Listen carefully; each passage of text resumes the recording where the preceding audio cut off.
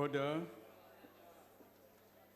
Honorable members, the only item on today's order paper is questions addressed to ministers in Cluster 2, Social Services. Members may press the talk button on their desks if they wish to ask a supplementary question.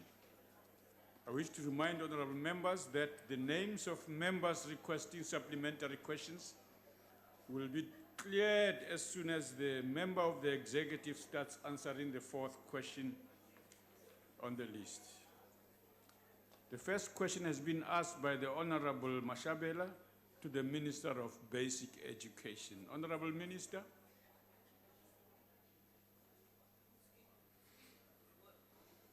Thank you very much, Chair. Chair, the reply is that the information that the member is raising about fraud in the scholar transport is a matter that the province is seized with. And the information we got from the province is that the service provider has been ferrying learners from the 9th of July, and there are no reports of learners not being ferried. But an investigation has been established to check all the facts relating to this matter, and they will be made available as soon as they are found. Thanks. Okay. Honorable Mashabela, I assume it's your question, supplementary.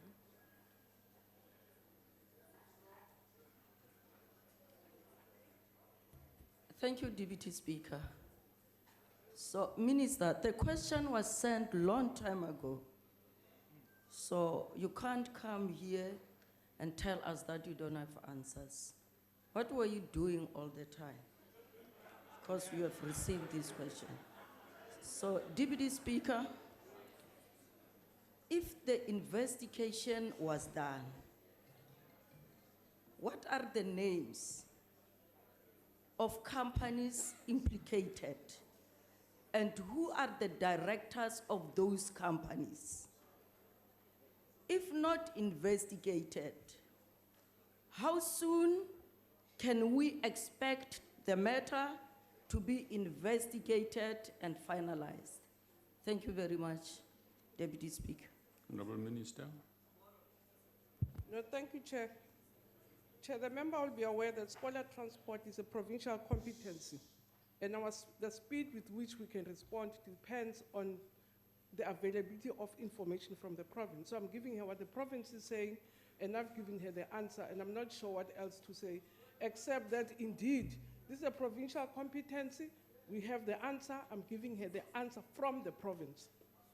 So who was where, I would not know until, because that's not the question here. She asked about who was where and the contractor and anybody else. The Minister is out of order here, Deputy Speaker.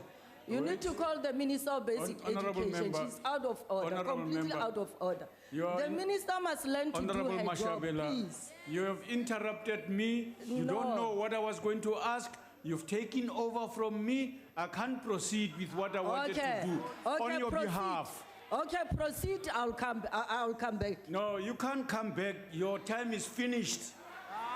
Yes, on this question, your time is finished. Honorable members. No, don't be emotional. You cannot say people your time is finished. You say her time is finished. It is finished, but you don't have to do hand gestures. Yours is finished. You do not have to do hand gestures. No, Honorable Mente, sit down.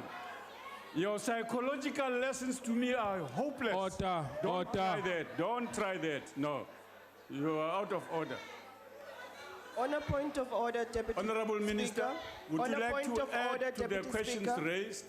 On a point of order, Deputy What's your point of order? You can't make a hand gesture like that. You always want to collapse this house. Honorable member. You seem to enjoy it. Honorable member. You want trend on our behalf. Honorable so you member, can stop take it. your seat. You can stop it. Take your seat and stop it. Honorable Minister. Chair, as I indicated that the province has committed to run, that the outcomes of the investigation will be finished in due course.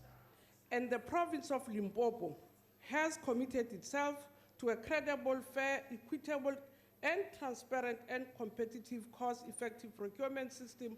And as I said, it is a provincial competency. We're dependent on them to give us answers as the province. Thank you. Honorable Sheikh, On a point of order. what's your point of order, ma'am? Yes, the minister cannot say they are dependent on a province and not give us a time frame that at least by next week Honourable or in member. 3 days they will get back to us. We are Honourable not member. going to wait indefinitely here Honourable member. when kids are dying of scholar transport. Honorable member, take your seat. You've got an answer.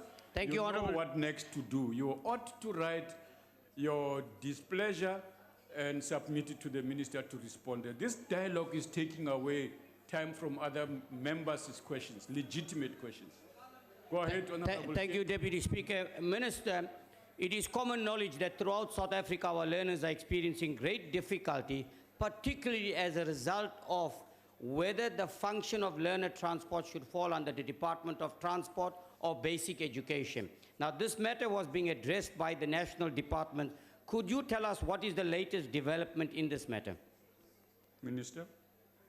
Thank you, Chair. Treasury and the Department of Basic Education have a report which was meant to address the matter, because the member is quite correct. It's been a very troubling area, and there are recommendations that come from the report which will table them tomorrow at the CEM.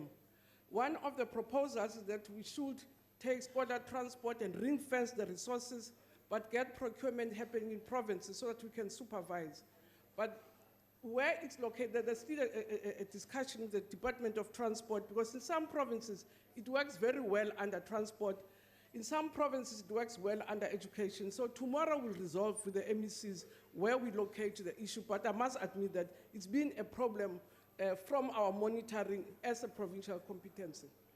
Thank you. Honorable King. Thank you, Deputy Chair. Minister, I'm glad that you say that this will be reviewed tomorrow.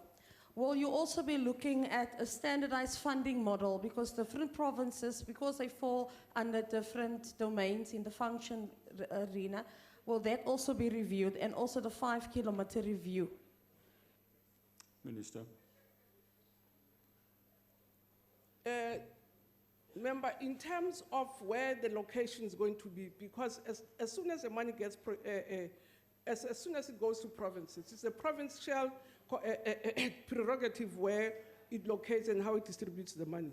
But what we're looking at basically, or what comes from that report, is that we have to look at adequate funding, because some provinces indeed, they don't have adequate funding for transport, but in some provinces there are also quite a number of problems where learners who are not supposed to be transported are transported, learners who are transported, who are supposed to be transported are not being transported. So it's to look at the myriad of problems that are there.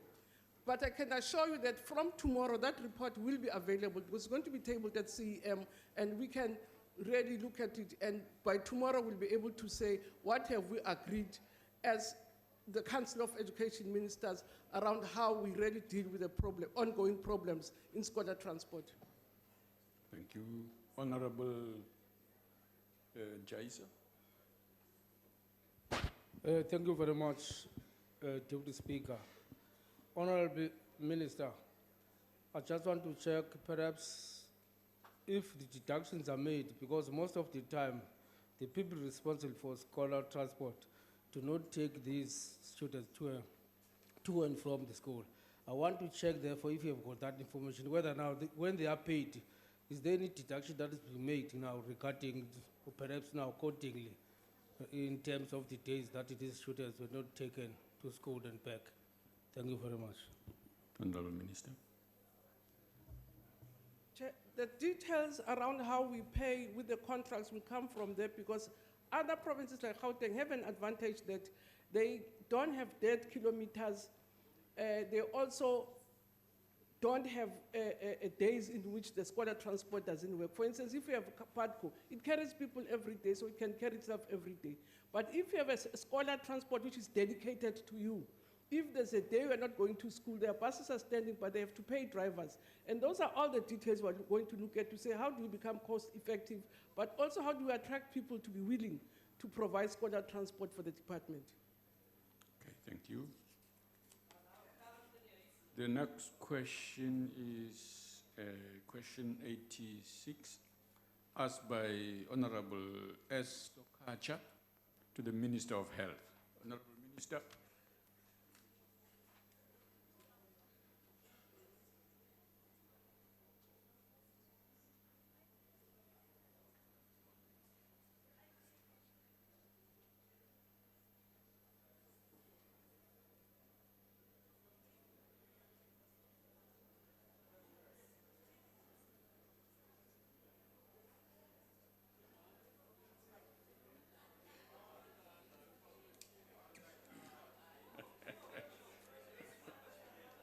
What is it?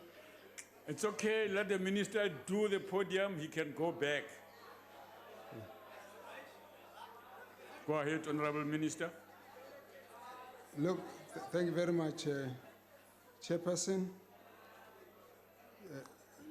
Deputy Speaker. Let me just apologize. I will respond to the question, but I just want to start by saying that the question refers to the disadvantages of the Northern Cape in terms of budget allocation. The real challenge we have with the Northern Cape is that all the provinces are given an allocation on the basis of a formula that is provided by the Financial and Fiscal Commission.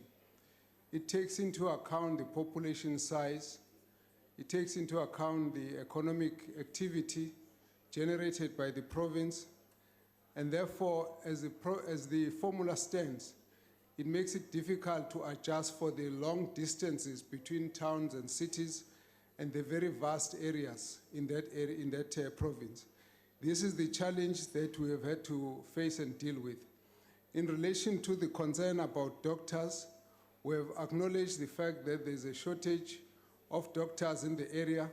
We have put an additional amount of about 13 million rand to employ 25 additional doctors on top of the 73 that the province is going to be employing itself.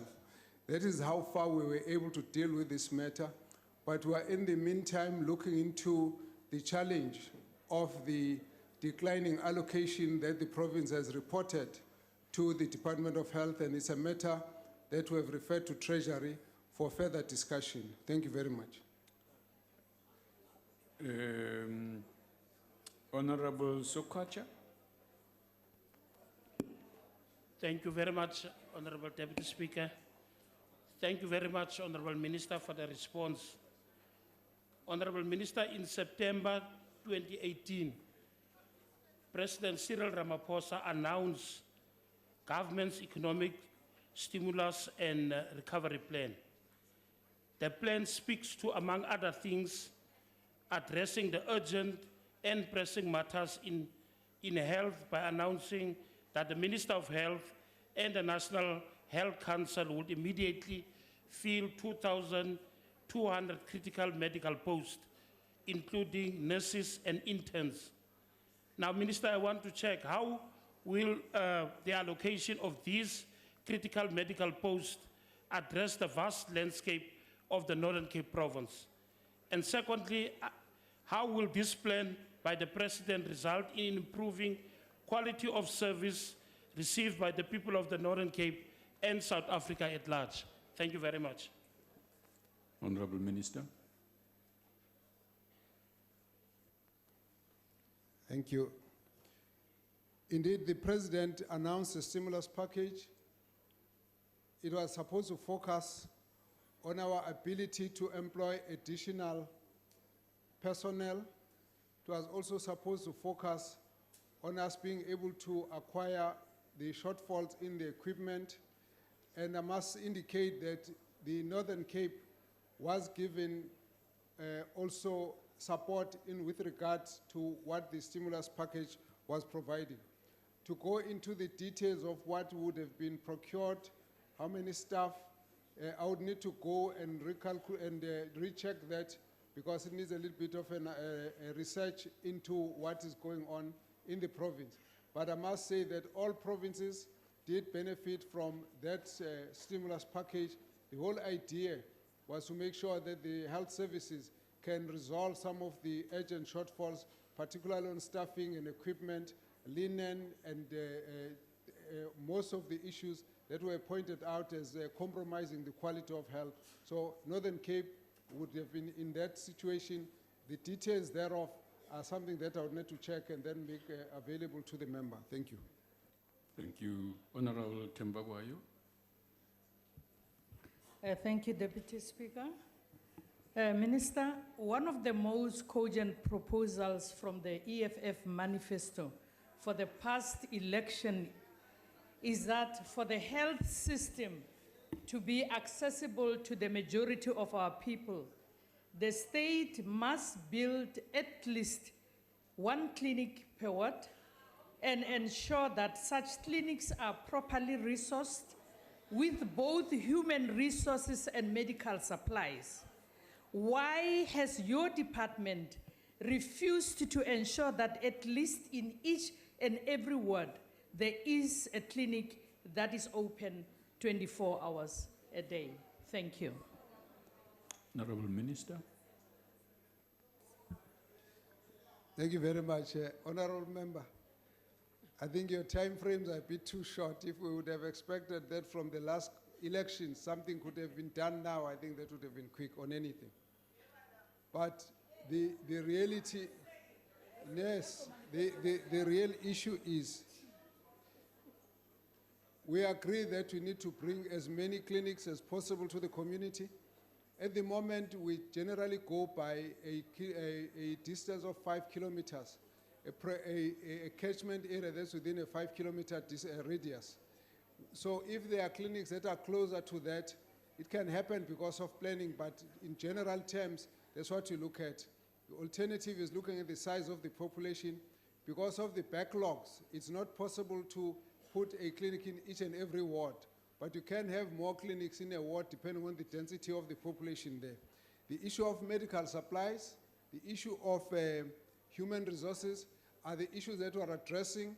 We have indicated this year that the numbers of staff, we want to ensure that we have put in position over 4,000 staff members that must be across various professional categories. So from that point of view, the matter is being given attention. What we have also said, and we will raise it in another question, is that we have actually reprioritized our budget to make sure that we assist various provinces to be able to deal with the issues of staffing. The issue of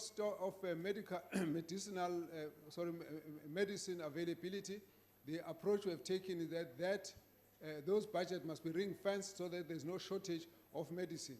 We've also indicated that there are systems now. One of them is what we call CCMDD, which is really to assist the provision of medicine for those who are receiving chronic medication closer to where they live. We need to expand that. Then the other one is stock visibility system.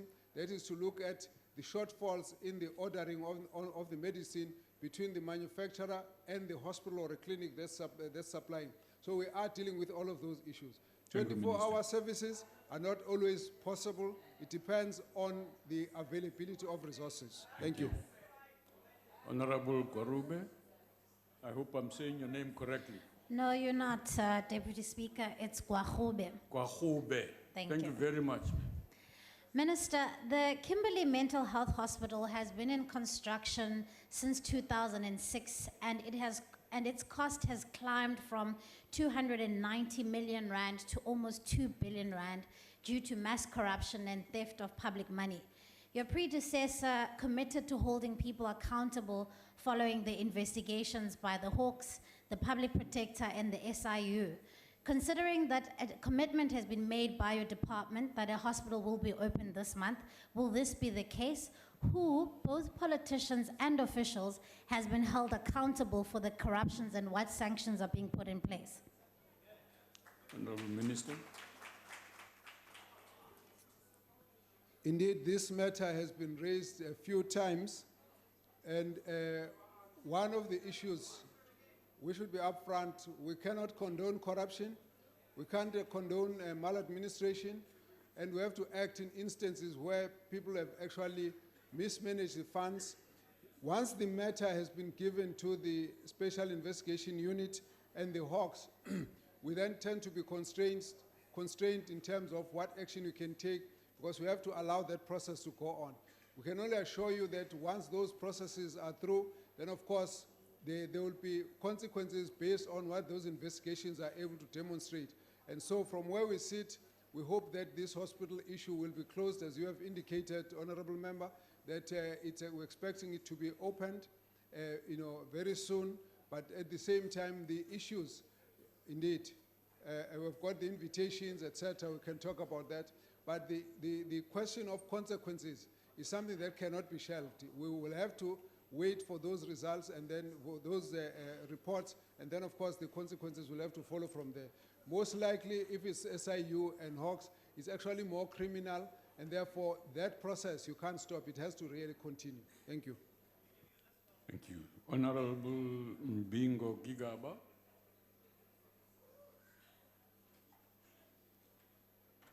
Bingo. Is she here? Who's taking that supplementary question? Honorable Speaker, no, it has passed. I was supposed to make a supplementary question with education. There's a fourth space for the ANC.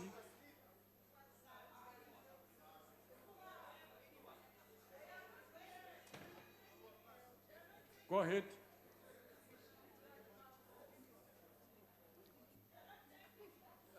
Thank you, Honorable Speaker.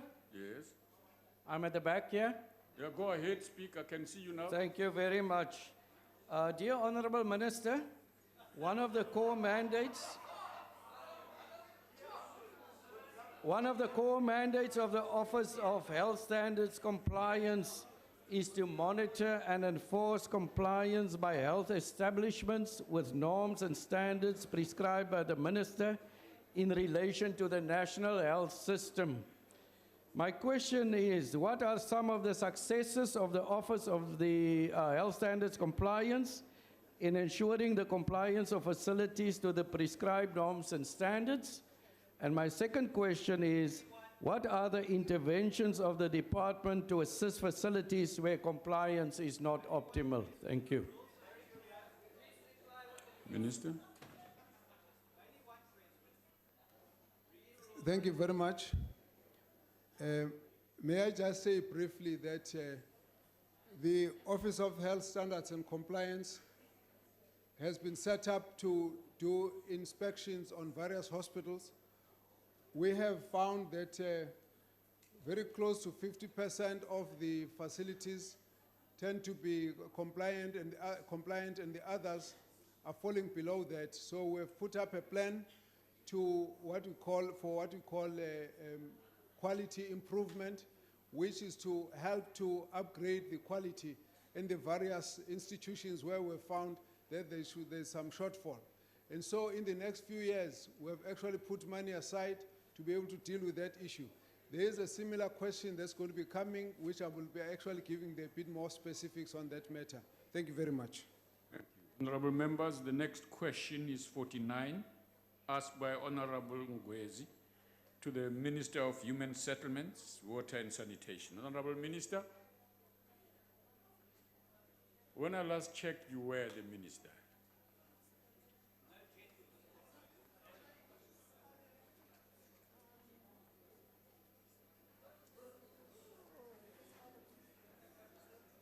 It looks like Honorable Tito was disrupting you there.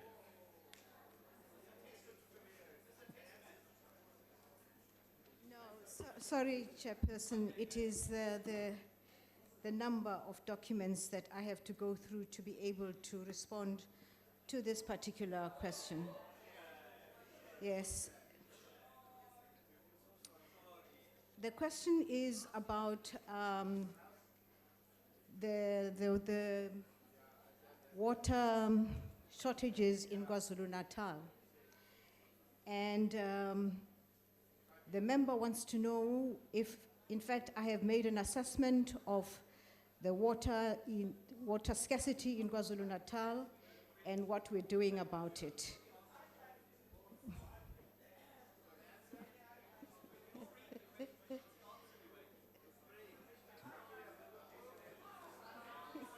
I'm sorry. I'm sorry. Order, order. The member will no doubt know that we've just come out of a very severe drought, especially in KwaZulu-Natal. And he wants to know what are the areas, the water services authorities that are affected by the scarcity levels of water in this particular area.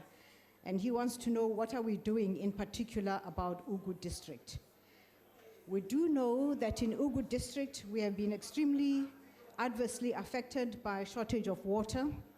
But I want to assure the honorable member that one of the reasons why I was caught up in this discussion with the Minister of Finance is because we need to get more resources for this to augment the support that he has given for the resources that we have already.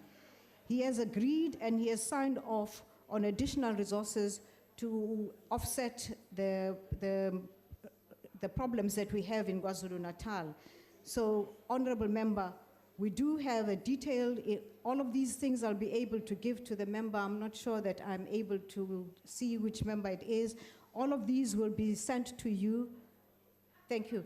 All of these will be sent to you so you understand exactly what the detail is. One of the first things that happened to me as a minister of water and of water services was I was approached by the MEC of the province for local government to indicate to me the problems that they're having with water services there. He invited me over and we spent 2 days in KwaZulu-Natal together with the Umgeni Water Board, trying to understand what we are doing to support those areas where we have serious problems. And I can assure you that Ugu counts as one of the most in need of support and was given most support by the resources that we have. Over and above the fact that we have problems with the water scarcity, we did discover that one of the areas that we need to give sufficient support to is the area of the municipalities, because the municipalities have a great deal of responsibility to ensure that the water and the support that is given to them in the maintenance, for instance, of water tanks, in the maintenance of boreholes, resides with them, and we do not have the kind of support from them that we should be having. But I'll be able to give all of this to you in answer to your question.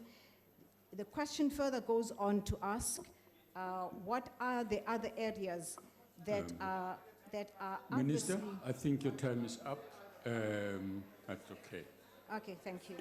Can I sit with you? Honorable Ngwezi. Ngiyathokoza kakhulu Sekela Somlomo. Mhlonishwa Ngqongqoshe ngodaba lolu oludaba olusensitive kangaka. Ngithola ukudumala nje okuncane xhamela.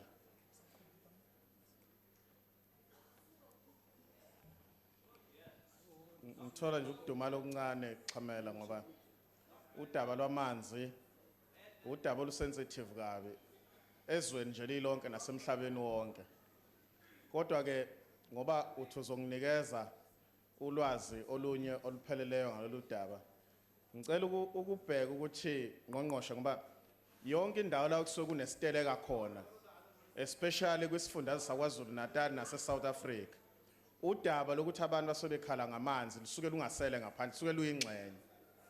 Yini mhlawumbe umnyango wakho oyenzayo ukuxoxisana mhlambe nomnyango wakaKhokta njengoba nawo ukuhighlight ukuthi abanye abantu irresponsibility abangayenzi kahle womasipala, ngoba ngiyazi nje ukuthi umnyango wakho Ngqongqoshe lapha eJozini usuqedile ukwenza lokho okuthiwa i-bulk system, kodwa for almost 6 months now i-reticulation has not begun or ayenelisi ukuthi abantu bonke bewathola amanzi ngokukhulu ukushesha. And yonke indawo abantu mabe frustrated Ngqongqoshe ngodaba lwamanzi bavala imigwaqo, bashisa ingqalasizinda, amahholo, izibhedlela, amaclinic nokunye ongakubala. So udaba oludinga ukuthi sisheshe siliphuthume silungise.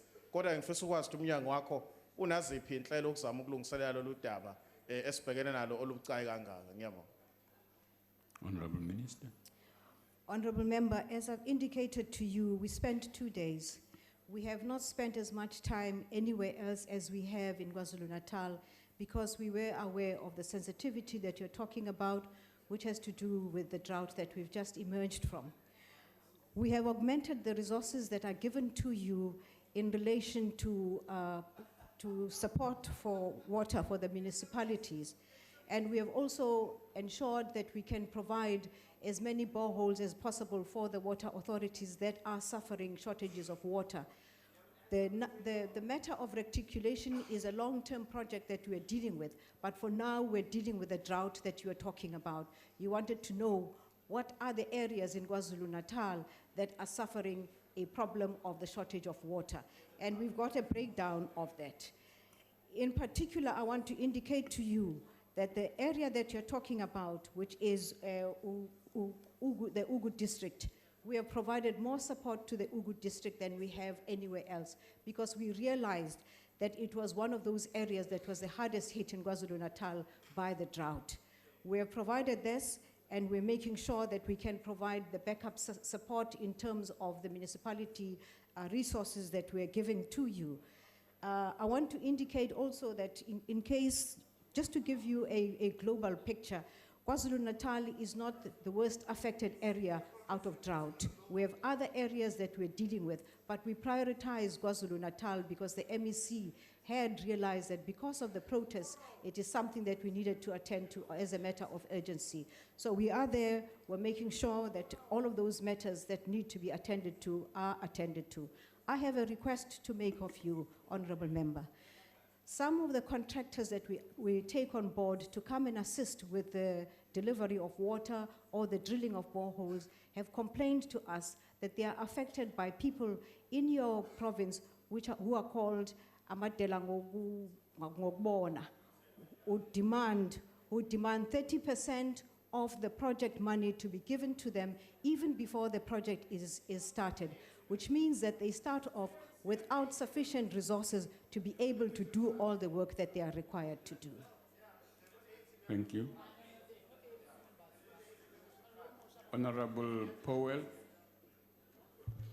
Honourable Minister, Ugu District Municipality in KwaZulu-Natal, which is facing near financial collapse, has been struggling to provide water to all of its villagers for almost 4 years.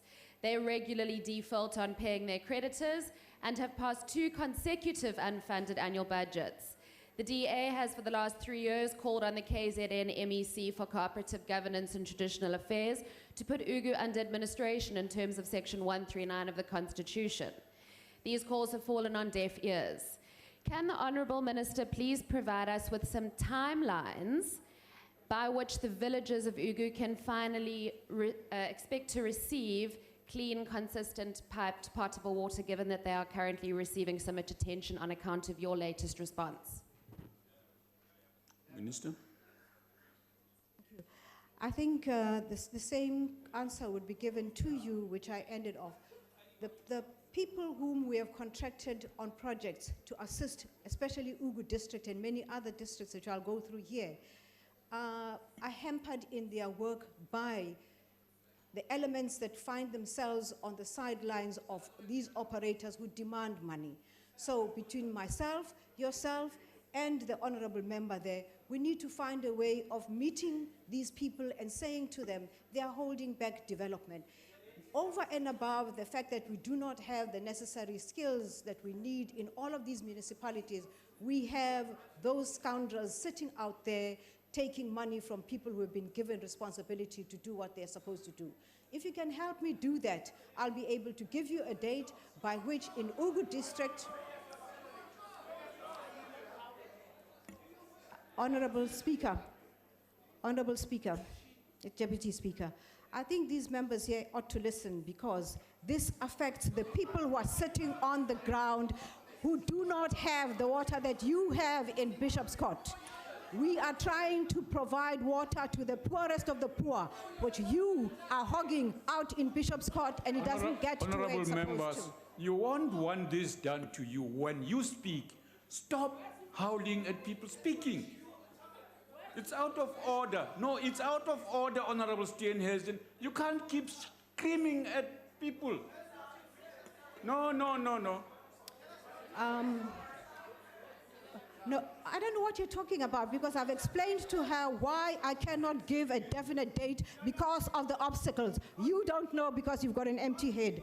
Honorable Deputy Speaker, I want to indicate to you some of the other problems that we are experiencing in that particular. What's the point of order? Is it parliamentary for an airhead to accuse another member of having an empty head? Lack of capacity. We have lack of capacity to perform water functions. Point of order. In Msundu, what's your point of order? Well, can you ask the member to stop talking and sit down then, so I can make the point of order? No, but I can't sit. No, I can't sit down unless he says so. Honorable Steenhuisen, you are a chief whip, and your language is horrible. So please, when you ask your point of order, please do it properly. What did you call the member earlier on? I couldn't hear because she carried on talking. I'll have to didn't hear what you said yourself? Yes, yeah. And I would say to you, Deputy Speaker, it's not my language that's horrible, it's your chairing of the session that's horrible. When a point of order is taken, you are not going to lecture me on that. Well, can you just provide the rules? No. You have to be in order. And honorable members, if you want to run these meetings, you will get an opportunity in some time in the long future to come. So for now, I would like us to run the meeting properly. And when you raise your points of orders, please. Deputy Chairperson? I am speaking. Deputy Speaker. I am speaking. Don't interrupt me. With the greatest of respect to you. You are demanding of me to ask others to do what you are not doing. I'm applying and I'm pleading to you to be consistent with how you would like to be treated. This is what I'm asking you to do. So let's proceed. May I make a point of order in terms of Rule 9210? What's your point of order? 9210 is very clear. When a point of order is raised during a debate, the member called to order must, not may, not should at the discretion of the presiding officer, must resume his or her seat. And after the point of order has been stated to the presiding officer by the member raising it, the member raising the point of order must likewise immediately resume their seat. With respect, Deputy Speaker, you did not implement Rule 9210 of the rules, and I would say to you, Chairperson, again, that if the rules are going to be applied, they must be applied consistently. It's very clear that there's some people who don't have to take their seat when a point of order is called. I asked you, is it parliamentary for the member of standing who is still remaining standing, despite me raising a point of order, despite you not implementing the rules of this House as required by you, is it parliamentary to accuse another member of having an empty head? Honorable member, I'm going to come back to the point of order you are raising for two grounds. Firstly, no. Can you please, Honorable Minister, take your seat. Honorable members, I'm going to come back to you on two grounds. The language you use to describe the minister, and this is I'm saying this for the second time. Hold on.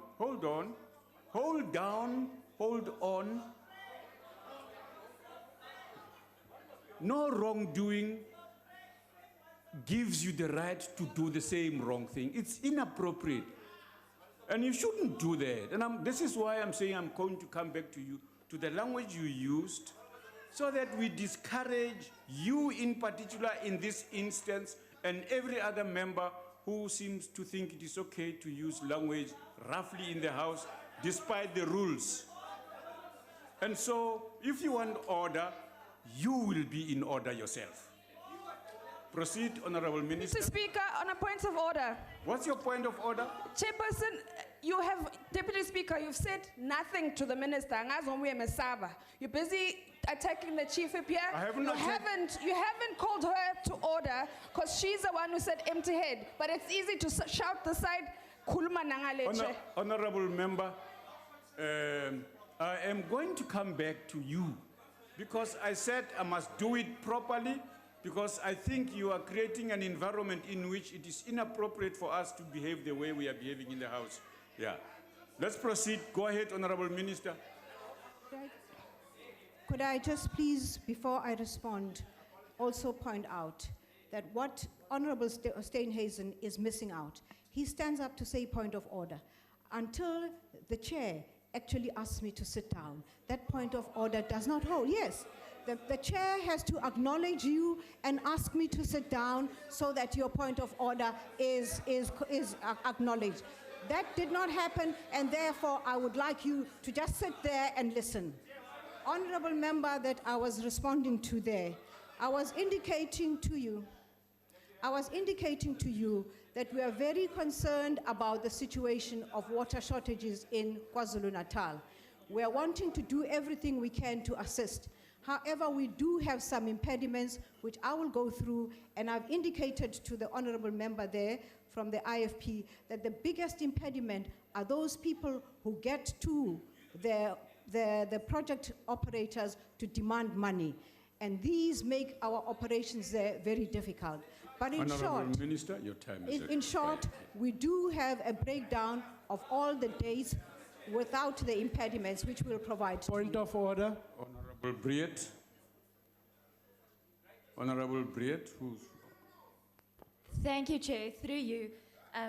I would like to get back to, and the Honourable Minister has mentioned that we've just entered out of a drought and that we are a water scarce country and that there are areas that are affected by drought. And I would like to bring that in with regard to water pollution and specifically our sewage infrastructure. I hail from the Free State, and we have municipalities like Machabeng and Mafube and Ngwati where we have raw sewage running into the Volga River and the Vaal River, and even in between some of our townships and our suburbs. What is being done to ensure that water security by ensuring that our rivers and our water sources are protected from things like sewage? Thank you, Chair. Thank you. Honorable Minister. Thank you, Honorable Member. The matter you're raising is one that we will be attending to with the Deputy President in Sidibeng tomorrow, because it has reached proportions that are completely unacceptable. This comes as a result, Honorable Chair, Deputy Speaker, of aging infrastructure. The amount of sewage that is carried through our pipes is greater than that which we had anticipated. We need to do a complete overhaul of some of our systems to make sure that we're able to carry these through to water waste treatment plants and carry them back to normal usage. We are also thinking of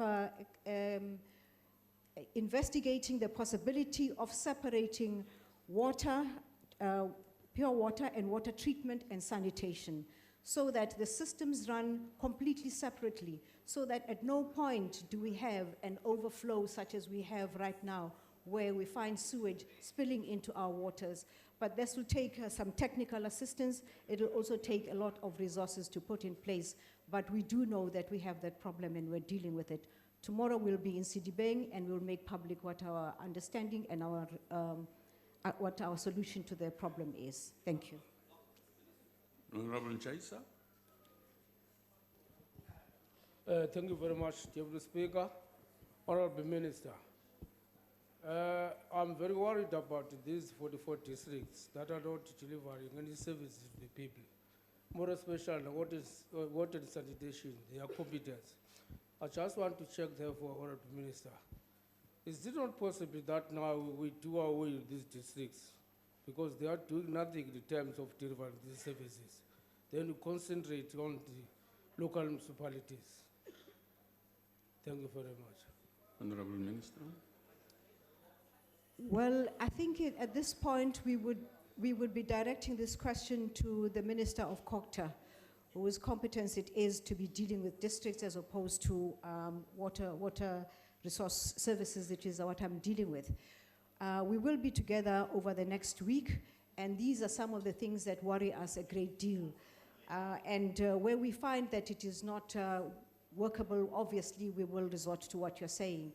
But the honorable member from the DA had raised a question to me, which I was not aware of, that there had been a request over some time to put Ugu district under administration. I will check why it is taking so long, because if that is the case, the best case scenario is when some of these water services are not performing, or these municipalities are not performing, is to put them under administration so that we're able to very directly provide services to our people who wait or need these services so much. But I will confer with the Minister of COGTA and I'll come back for your response. Honourable members, we move to question 88. Honourable K.L. Jacobs to the Minister of Health. Is it 87? Okay, and it's replaced by the question by Honorable Horube to the Minister of Health. It's withdrawn. Yes. No, I don't have to. Yes. Right, it's okay. Honorable members, Honorable Minister of Health, please respond to question 65 asked by Honorable Horube. Because the earlier question 87 has been withdrawn.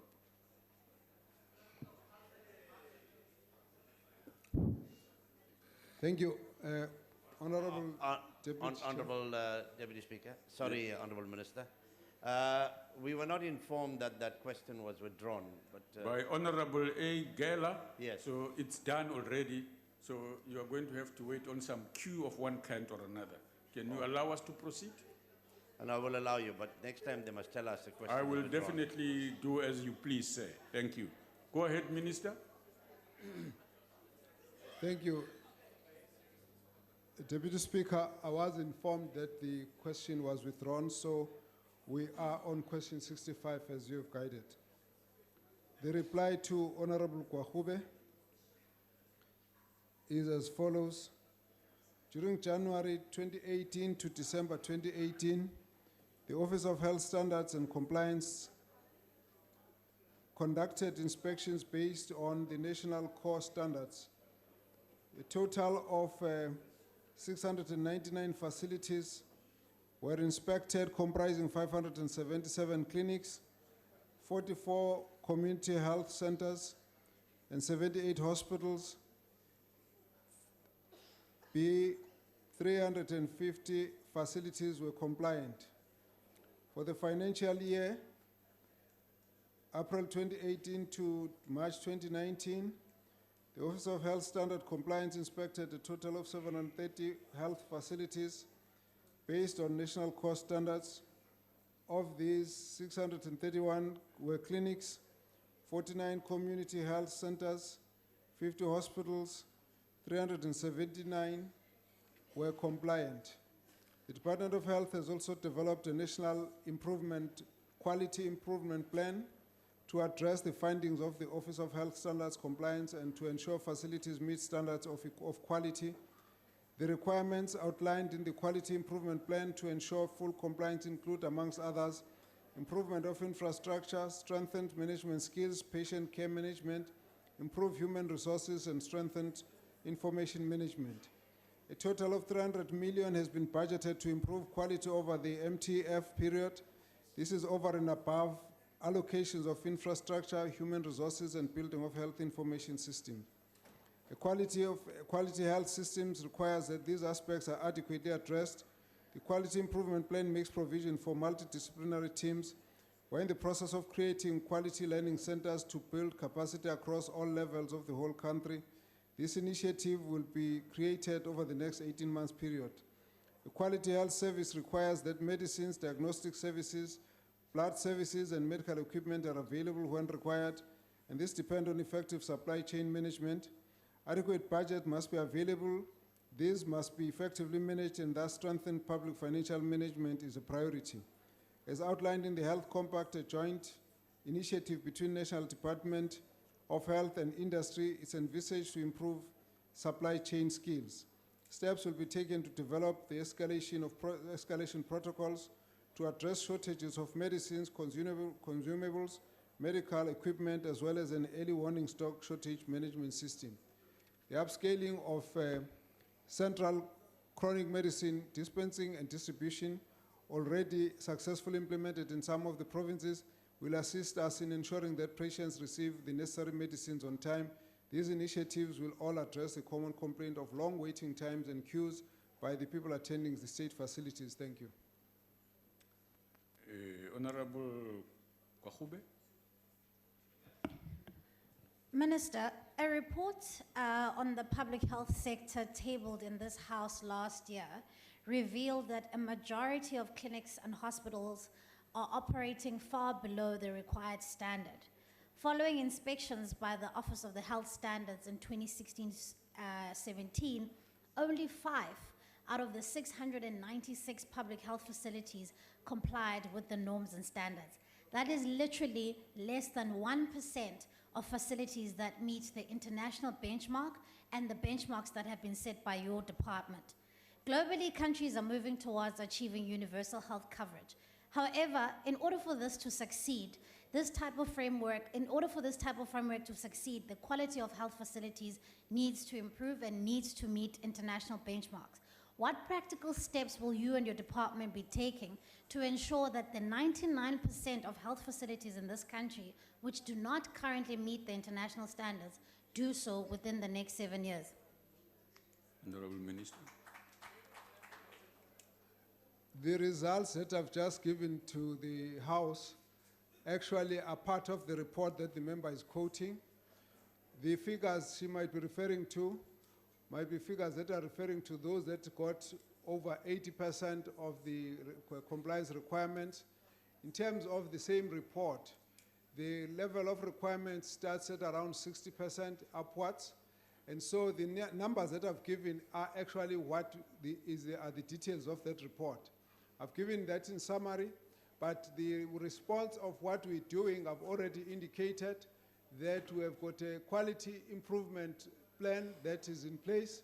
We have allocated 300 million rands to be able to, over the MTF, to deal with issues of quality. Those amounts are actually not about the infrastructure refurbishment or improvement. They're not about staffing, they're just about focusing on quality, where we're training members as to what the relevant quality that is expected. I've highlighted in my earlier response the specific areas where this money will be applied to. So we do have a plan, and I must say that the quality of services in the public health sector does require lots of investment so that it can be improved, and we are doing just that. And so it will take us a while, but it's important for us to say that at the end, the quality of healthcare services should be the same in both public and private health sector. Thank you. Thank you. Honorable Aris.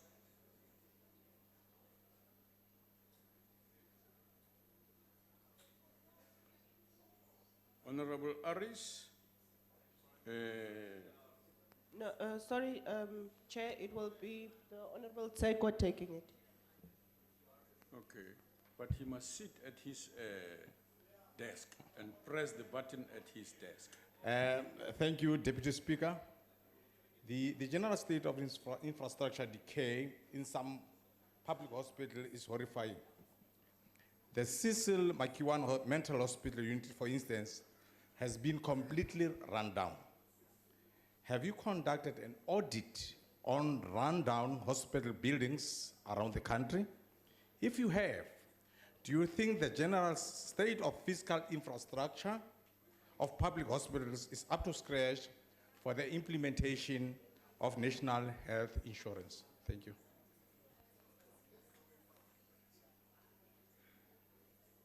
Minister. Thank you very much, Honorable Member. Indeed, we have done the inventory of the infrastructure in the whole country. This is probably the second time in 20 years it was done. We can actually account for each and every hospital or clinic, right from the floor to the walls, to the roof, to the electric connections, to the plumbing, to the doors, to the ablution facilities, to the theaters. Literally everything, we can actually account for it. The reality is that there is Currently, when I mentioned in this house that we need a creative mechanism to finance the upgrading of the structure, I meant precisely because we've got that figure. We've got the figure, we've got the numbers that need to be upgraded in the whole country, and therefore the team between Treasury and the National Health Department are looking at mechanisms to fast-track the refurbishment and replacement of those facilities within the next 5 to 7 years. I did indicate that as far as we are concerned, it's feasible. We just need to make sure that that work is completed, and then we'll give you a proper report. But we have actually checked each and every facility. It was the first time, it's not the first time. In 1998, when it was done, it would have cost this country 28 billion to actually revamp literally every facility. We've got a new figure. I will not announce it now, but at the right time, we'll actually give you the figure. Thank you. Thank you. Honorable Tring.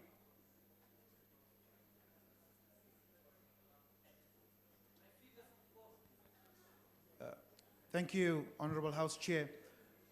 Minister, Eddington Hospital is one of the main hospitals in eThekwini municipality, providing crucial health services to hundreds of thousands of citizens in the city. Recently, emergency services in Durban have been notified that Eddington Hospital will not be accepting any new patients, and the emergency services were asked to divert patients to surrounding hospitals because the lifts are inoperable.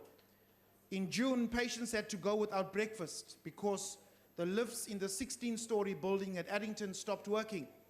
And KZN Health MEC Nomagugu Simelani Zulu voiced her unhappiness over the erratic functioning of lifts. In the light of this unacceptable situation, what proper maintenance plans with consequence management are in place to ensure that our hospitals throughout the country do not suffer the same problems as Eddington Hospital? Thank you. Honourable Minister. Thank you very much.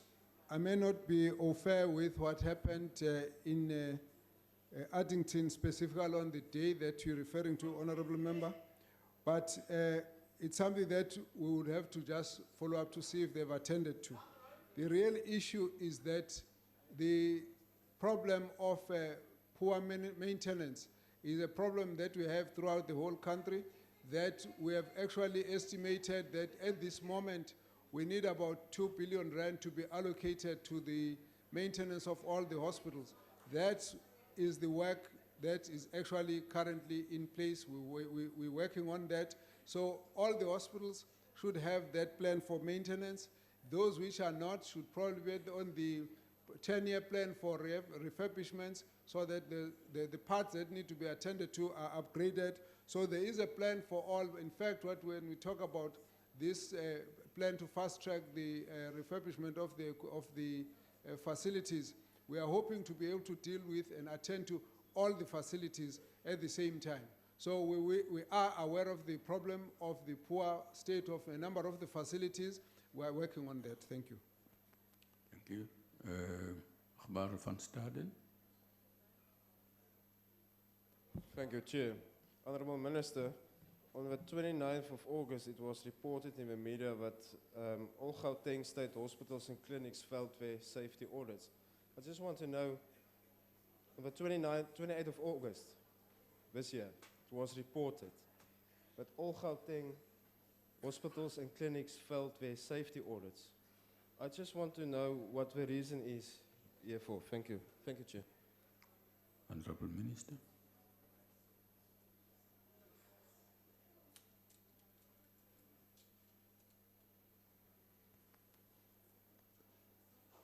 Well, I don't have a full report on the matter. I'll have to check that and come back to the member. Thank you. Okay.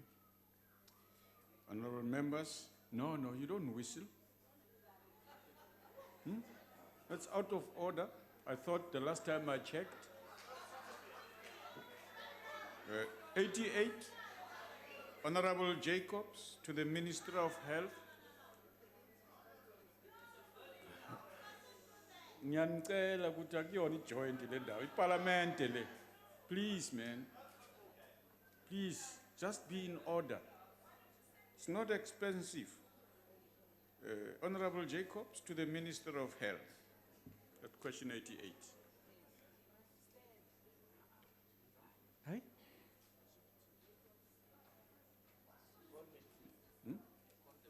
I have called the minister.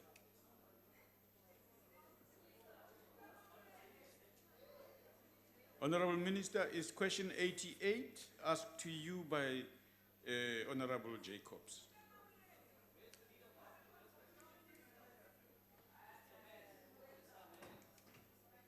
I'm sorry, there was a slight misunderstanding here, Chairperson.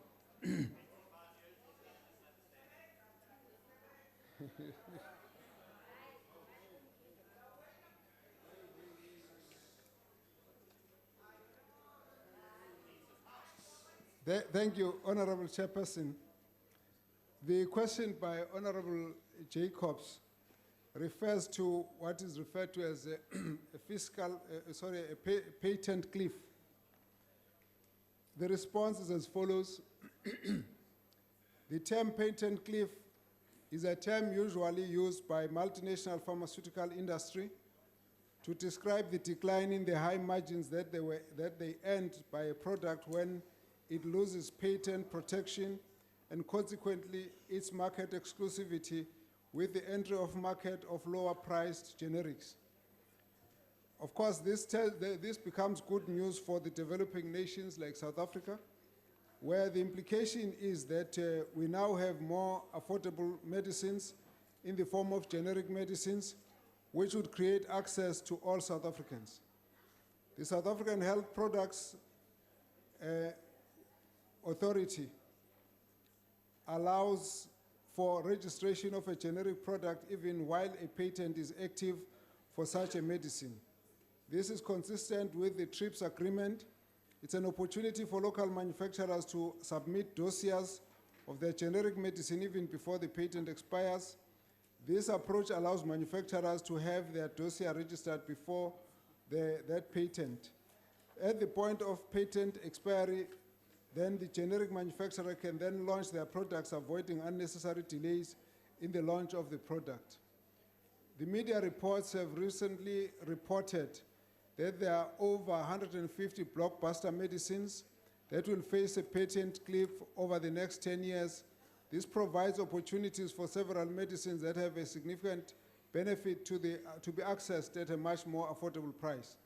This is also very good news for national health insurance, because here we're looking at medicines, good quality medicines at a lower cost. At a recent conference, this matter of patent cliff was discussed, where opportunities for local manufacturing to benefit from the patent cliff were also identified. We've also been able to roll out innovative antiretrovirals even before the patent expiry through voluntary licensing agreements that have allowed local manufacturers early market entry. This has allowed South Africa to roll out the largest antiretroviral program in the world.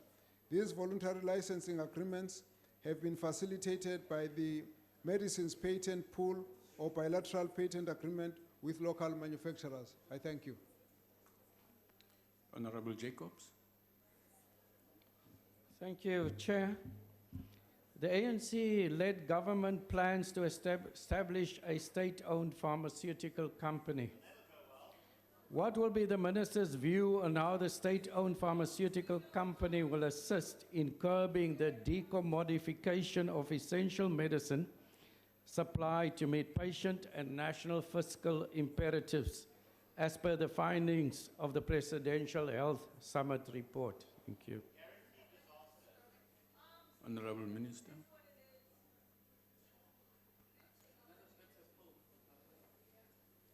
The issue of focusing on the quality of medicines, which are affordable, which are effective, is an issue that will always be with us all the time. When the Presidential Health Summit was convened, we had the cooperation of those in the industry to ensure that we receive high quality medicines, but at the same time we have to look at all the available mechanisms to ensure that within the country we can have access to such medicines. So the South African Health Products Regulatory Authority is looking at clearing the backlog so that we can process as many of the applications for licenses wherein it creates an opportunity for more affordable medicine when there's more competition and there's proper monitoring of the quality and efficacy of drugs, so that ultimately the drugs are available more as a basis on which we manage healthcare, and then we cannot be compromised by the fact that the drugs are completely unaffordable. So that process is something that we're going to be engaged in on a continuous basis. Thank you. Thank you. Honorable van der Merwe. Sorry, Deputy Speaker, the question will be taken by Mr. Singh. Okay, Honorable Singh. With your permission, Honorable Deputy Speaker, I've been pressing for a long time. Something's gone wrong in the front there. No, there's nothing wrong. It's just that her name came before yours. That's all. Okay, There's nothing I wrong. concede to her beauty before me. But let me ask my question, Honorable Deputy Speaker. Honorable Minister, a patent cliff is a period, as you correctly said, is a period reached when a manufacturer company no longer has the sole right to a drug. Now, to what extent will local manufacturers benefit? Because I am informed, and it's sort of common knowledge, that there are cartels in South Africa which control the manufacture of medicine. If you look at the cost of medicine sometimes that you get from countries like India, it's 1/10 the price of the same medication that's available here at the higher prices. How are we going to encourage the fact that we have more medicine manufactured in the country, and how will traditional medicines play a role in this whole exercise? Thank you. Honorable Minister.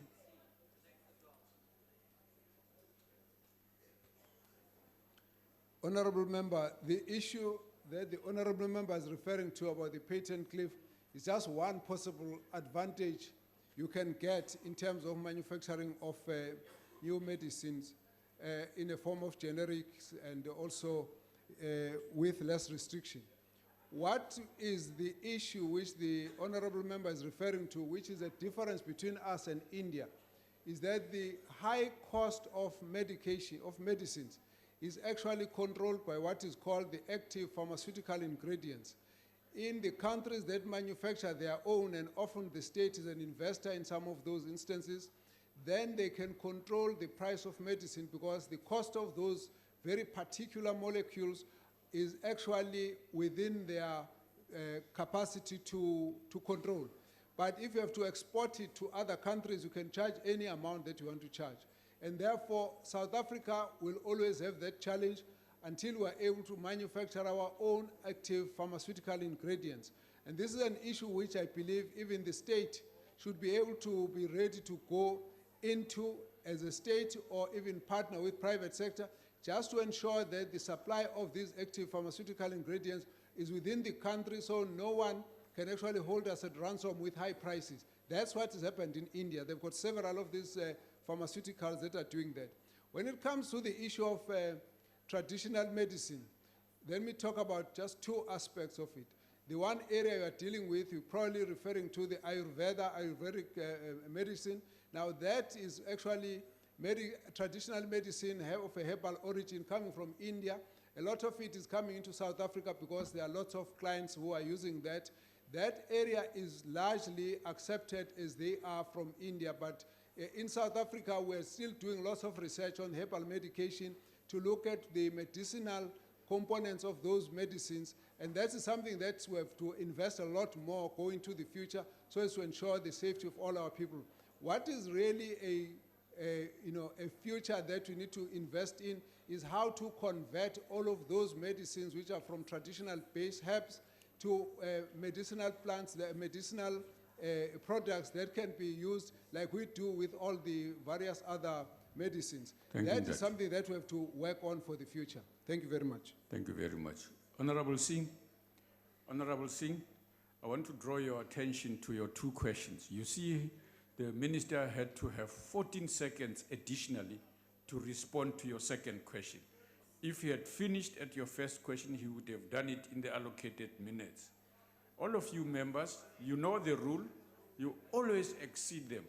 And so please stay with the rules. Honorable Trin. Hey, the man is out now. Honorable Mente.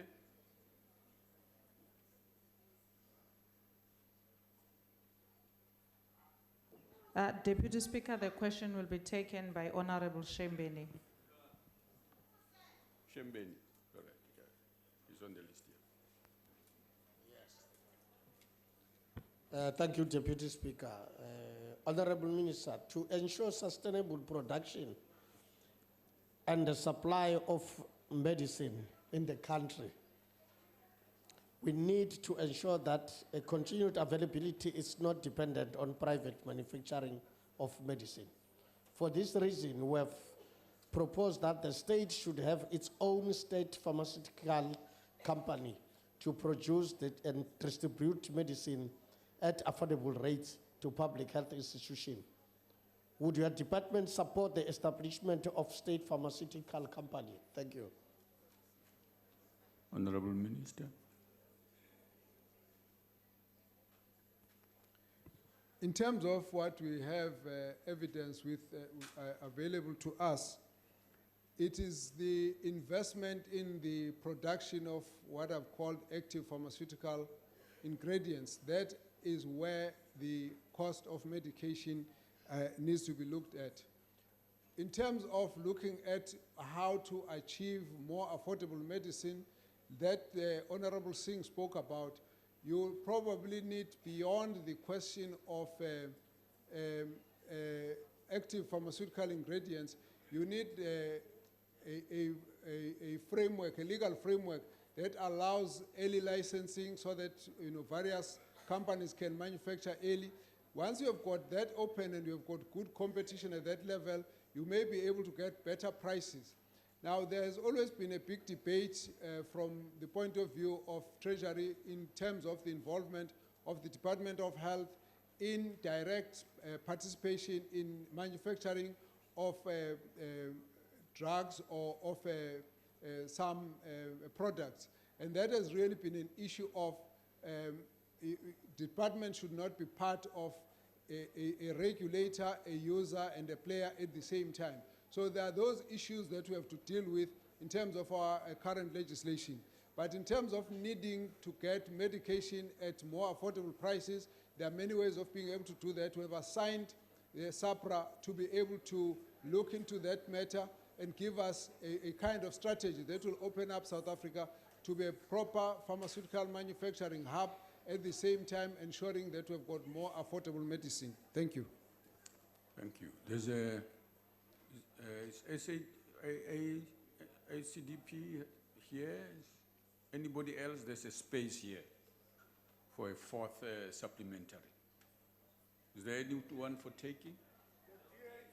Deputy Speaker. Go ahead. Honourable Minister, you've now effectively confirmed that your department would be open to establishing some kind of state-owned pharmaceutical company. But what I would want to understand is, considering the fact that we have seen SOEs in South Africa being riddled by mass corruption, crippling debt, severe mismanagement, it is clear that this government has no capacity nor political will to run successful and profitable state-owned entities. And that would end up just simply being a looting device. Are you prepared, despite the overwhelming poor record of SOEs, to establish a state-owned pharmaceutical company? If so, why? And what are the plans in the pipeline? Honourable Minister.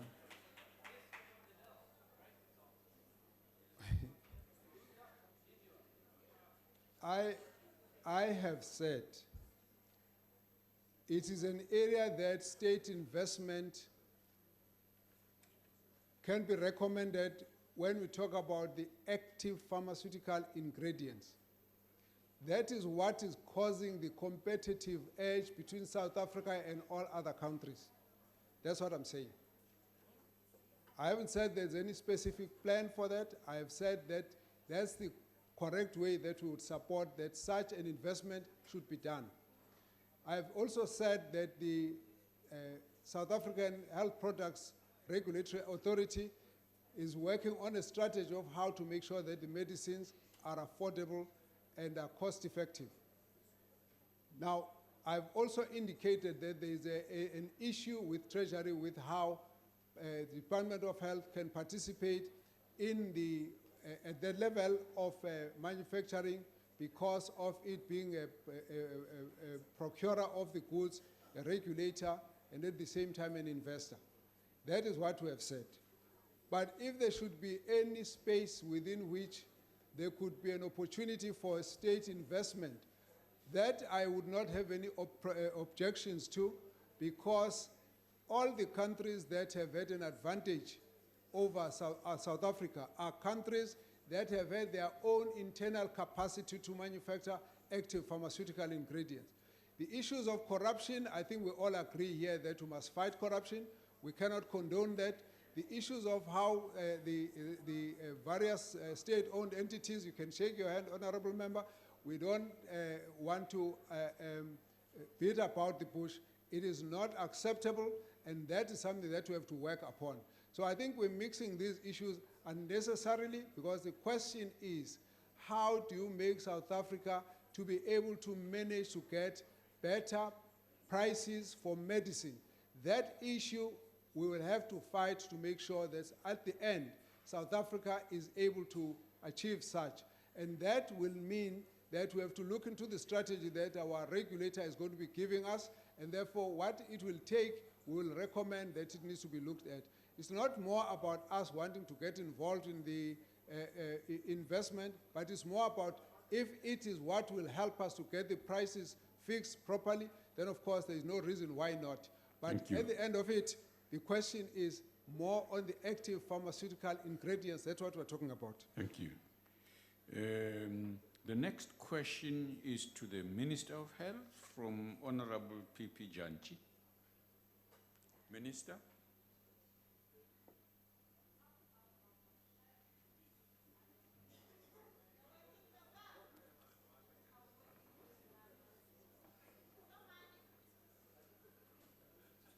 Thank you for your support, honorable members.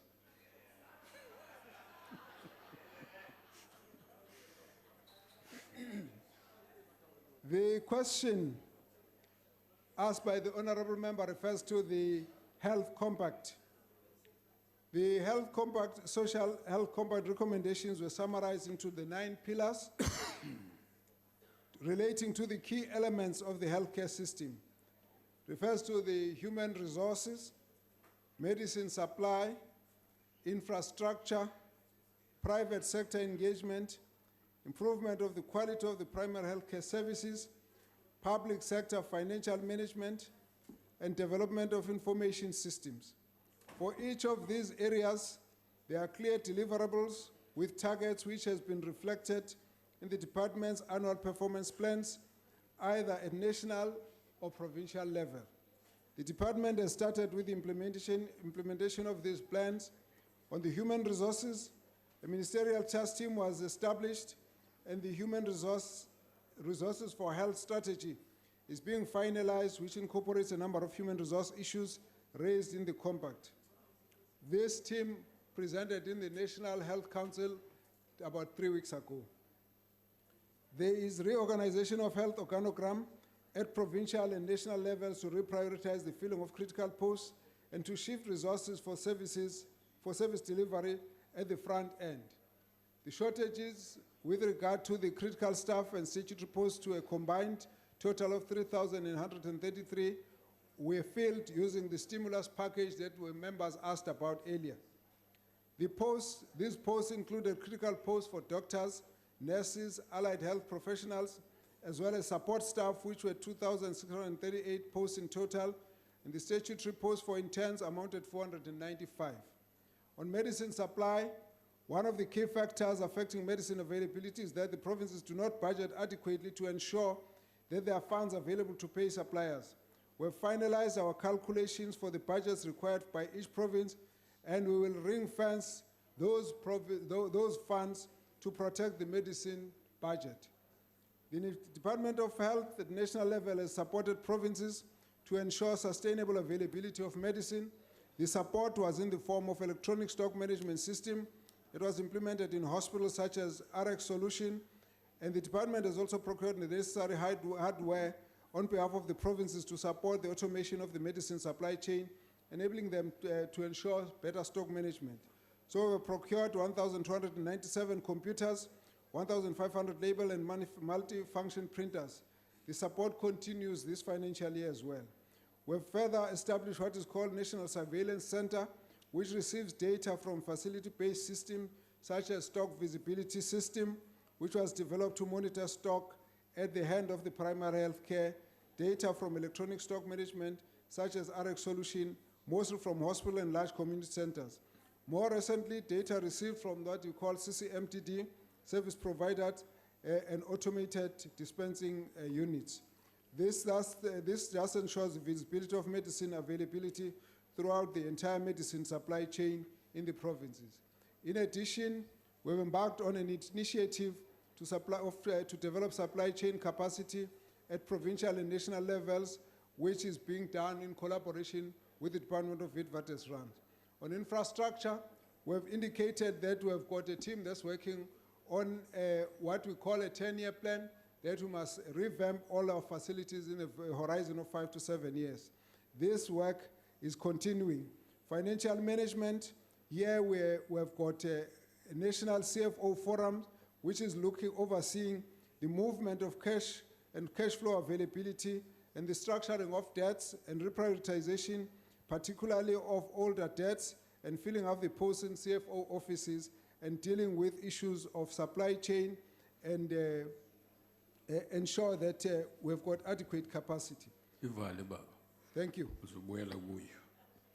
Honorable Janji. Thank you, Honorable Deputy Speaker. Masibulele kakhulu kuNgqongqoshe. Sibulele isantya esingakanana esithathwe leli sebe ekulungiseleleni lo mcelimngeni wezempilo. Umbuzo wami ke uthi ke kumphathiswa, ingaba mphathiswa singasiqinisekisa na isizwe salapha eMzantsi ukuba i-health compact le izokuphucula ubomi babantu ngokukodwa kwezempilo. Enkosi. Minister. Siyabonga kakhulu ilungu elihloniphekile. Siyafisa ukuthi siqinisekise kubo bonke bomzansi ukuthi lolu hlelo lwesivumelwano phakathi kwamongameli wezwe, umnyango wezempilo kanye nabaphathi benhlaka ezihlukene zomphakathi nabasomabhizinisi abezimboni nabasebenzi ukuthi konke lokho kwenziwe ngoba sifisa kube khona ukubambisana ukuthi sibambisene sonke sizokwenza isiqiniseko sokuthi siyasivuselela isimo sohlelo lwezempilo ukuze likwazi ukusebenzela wonke umuntu waseNingizimu Afrika. Ngaleyo ndlela wonke umuntu uzibophezele ukuthi ohlakeni noma ohlangothini angakulo uzowenza umsebenzi ozokwenza ukuthi isimo sezempilo sibe ngesingcono kuwo wonke umuntu eNingizimu Afrika njengoba sebevumelene nomongameli. Ngiyabonga. Thank you. Honorable Buthelezi, E.M. Buthelezi.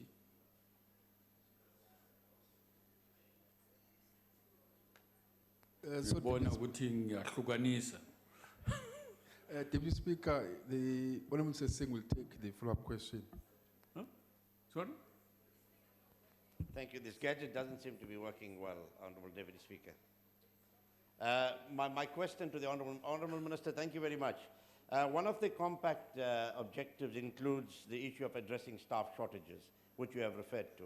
Now, Honourable Minister, it's quite disconcerting to learn that the KwaZulu-Natal Department of Health have issued a circular dated the 4th of September where they aim to suspend the recruitment and employment of foreign health professionals, in particular foreign doctors, where it is not clear whether foreign doctors mean those who come from other countries or whether it's South Africans who go and train abroad and come back. Now, this is going to impact on the success of the compact that you and the Honorable President signed. What would your view be to this kind of circular that has been issued by the KZN Department of Health, and will you offer some clarity on the matter if you are aware of it, Honorable Minister? Thank you. Honorable Minister. Thank you very much. We will be engaging with the Department of Health in the province of KwaZulu-Natal just to understand what the meaning of the circular is. From our understanding, the main issue that the provinces have been asked to focus on is that we have a number of community service doctors and interns who have been trained within the system of the department that needed to be prioritized and be placed. Now, that situation is the only aspect that we are aware of, so we would need to then find out what exactly is going on this one. What I do know is that for any foreign doctor who is in the system, that means that at the end of each year, there has to be a renewal of the contract where there's authorization given that some of the people are employed. Now, the immigration legislation always wants that there must be evidence that there are no South Africans suitable for a particular post, then it can be given to someone who is a foreign professional. Now, it makes it very tricky here because a number of areas you might be finding we're dealing with specialists which are in high need, and the categories that are in need, and therefore we need to first understand what the province is looking at or what the circular means before we can actually make a public commitment of a response to it. All we have said, which we have said in this house, is that we need to make sure that all the doctors who have been trained, particularly those who have been on community service, must be placed, those who require to work inside the government, and we will do so. Those who would have come from the training in Cuba, we've got a number very close to about 700 that is actually needing to be placed amongst the interns.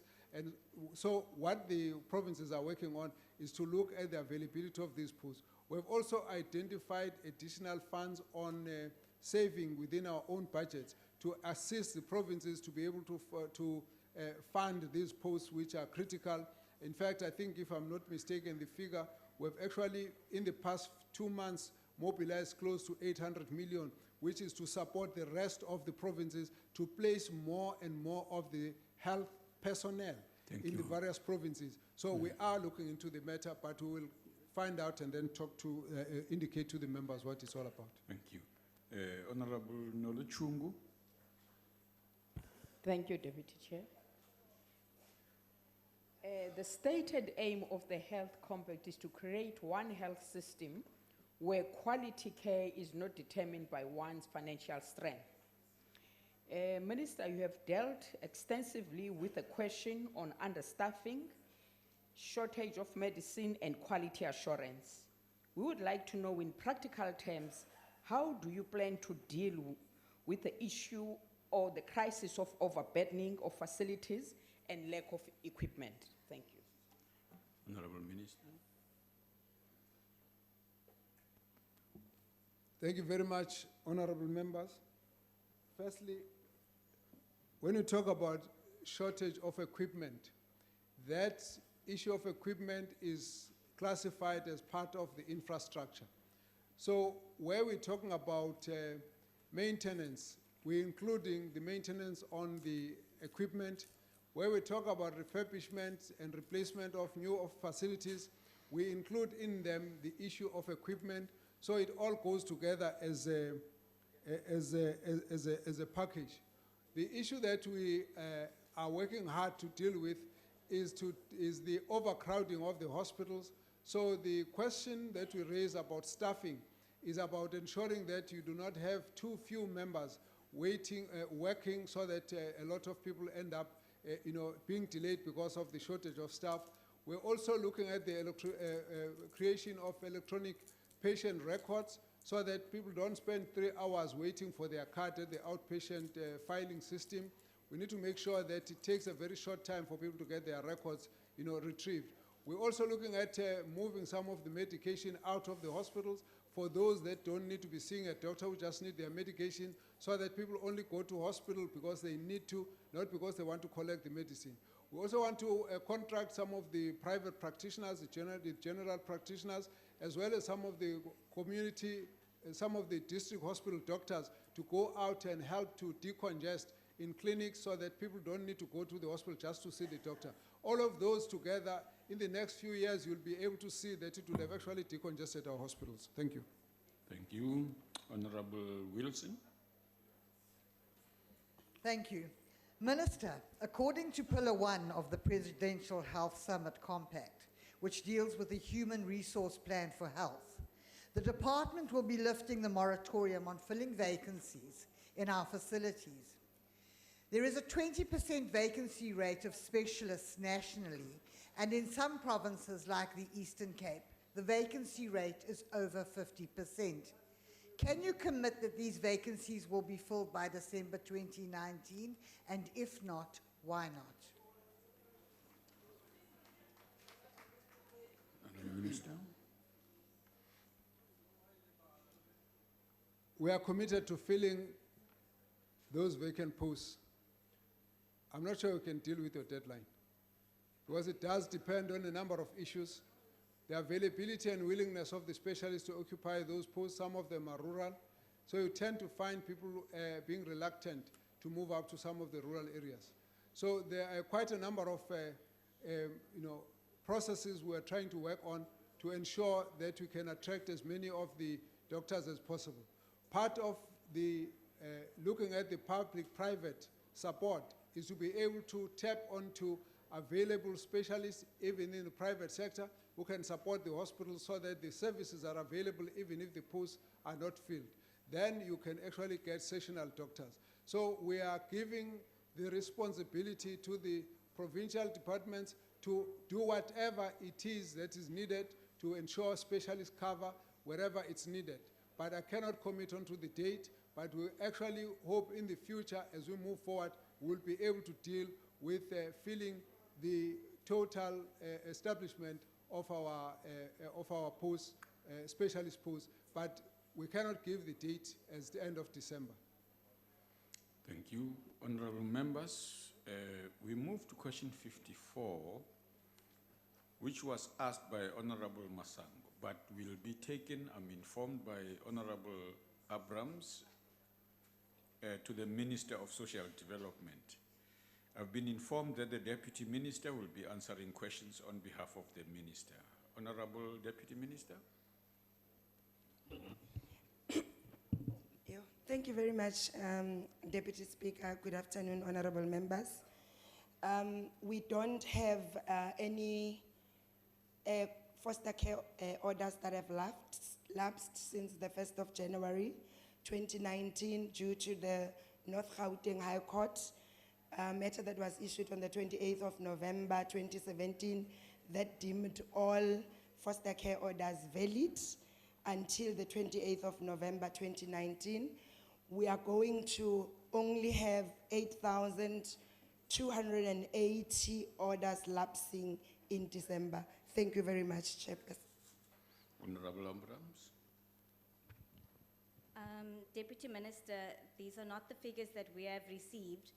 And in light of the figures that we have received, what is the department's specific plan, I repeat, specific plan, to address this crisis and prevent the lapse in payment of foster care grants to those families who are financially dependent thereon? Honorable Wilson, Honorable Abrams, you may not like my face. Next time you must look at me and address me. She will hear you. Go ahead, Honorable. Thank you very much, Deputy Speaker. Order. Go ahead, Point of Honorable order. Deputy Minister. Point of order. What's the point of order? Deputy Speaker, there's a convention in the House. It's a first timer, please. What? Be Sorry? a bit softer on her. Thank you. No, the harder I am, the quicker she will learn. No, I don't accept that. No. She will be on top of her job quickly and faster. That old tradition really doesn't always work well. But welcome, Honorable Member. I'm glad to know you are new. Go ahead, Honorable Deputy Minister. Thank you very much, Deputy Speaker. With regards to the exact plan, firstly, we have increased the number of social workers to deal specifically with foster care. Secondly, we have ensured that the court of the clerk have 3 months lead time towards the lapsing of a foster care order. Thirdly, we have ensured that we provide the necessary support that provinces need to ensure that they clear all the backlogs that they have.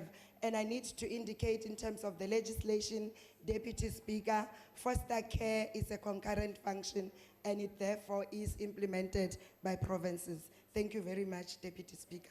Thank you. Honorable Vessels.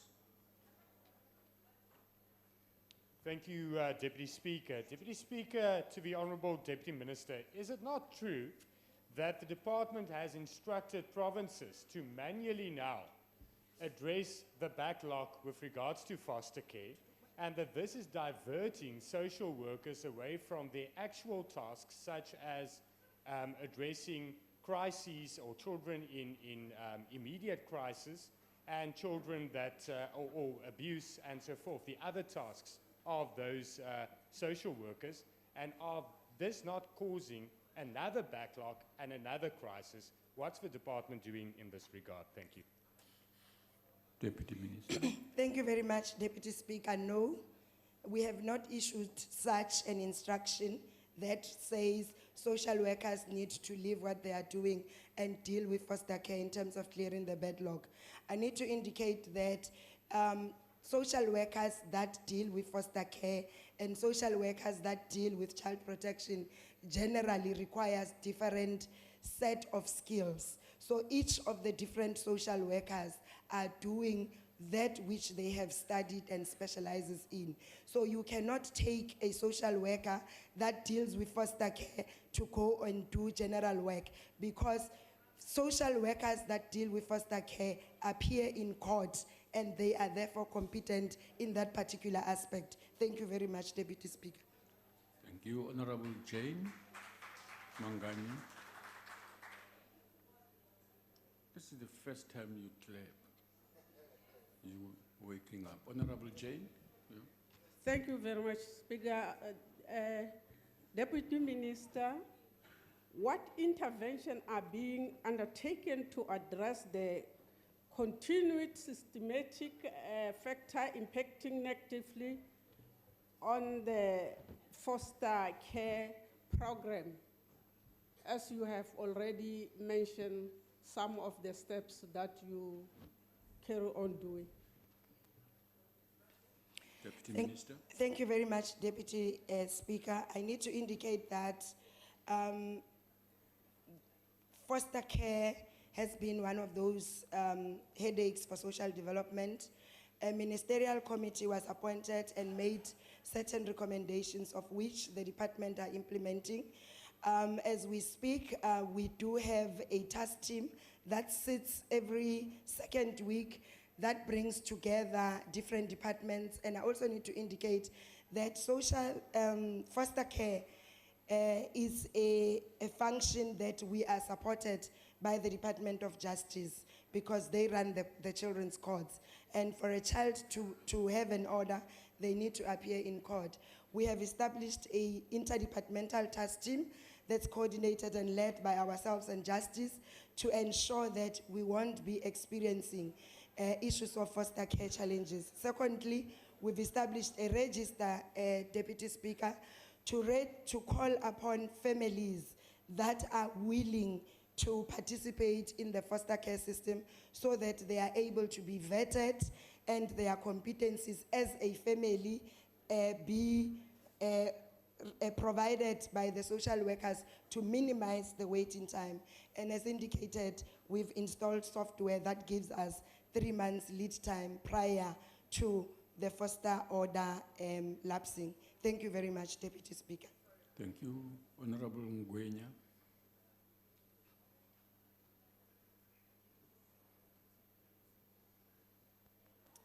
Thank you, Deputy Chair.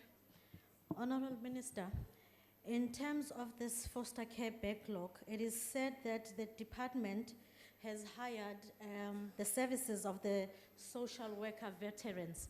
Now my question is, with the problem that we have of unemployed social workers who are graduates, was it not wise, because these veterans, social worker veterans, are given a stipend, would it have not been wise that you take these social workers who have graduated with the money of the DSD who took them to university, now they're sitting home doing nothing?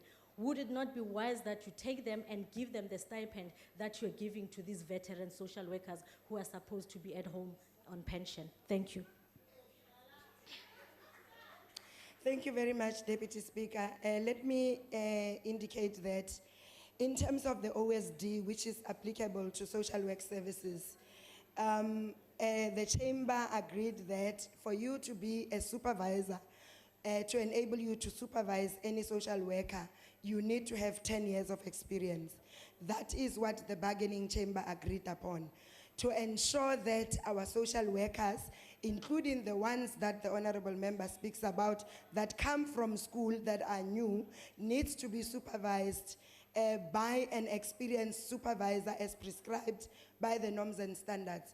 And we needed to recall the social workers who has the requisite experience as per the bargaining chamber, to ensure that they are able to supervise and we are able to bring on board unemployed social workers, because if they come on board without supervisors, they would still not be able to perform the function they are required to function. Therefore, to resolve the matters, not only of foster care, but of the different reports that need signing off, that must go to court, that must go to SAPS, we needed to source as an interim those veterans, so that we are able to then engage the relevant bargaining chambers to actually revisit the OSD agreement. And we acknowledged upfront, we do have challenges with unemployed social workers, and we are doing our best to accommodate and get them employed. Thank you very much, Deputy Speaker. Thank you very much. Deputy Speaker, I noticed that the chair of your committee is giving you a one-person standing ovation. Please tell him to do it quietly next time.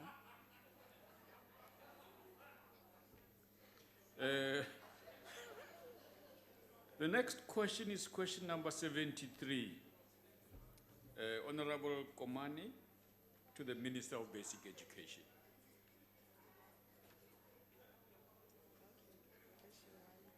Deputy Speaker, in terms of the information received from the Northwest Department of Education, it does indicate that indeed in Ward 29, the nearest school is far, and as a result, there is a route which has been operational since 2017, and the company providing services is Sikhaneleng Trading, and the route is as follows. Route 1 is Makulukwe to Tabamurula.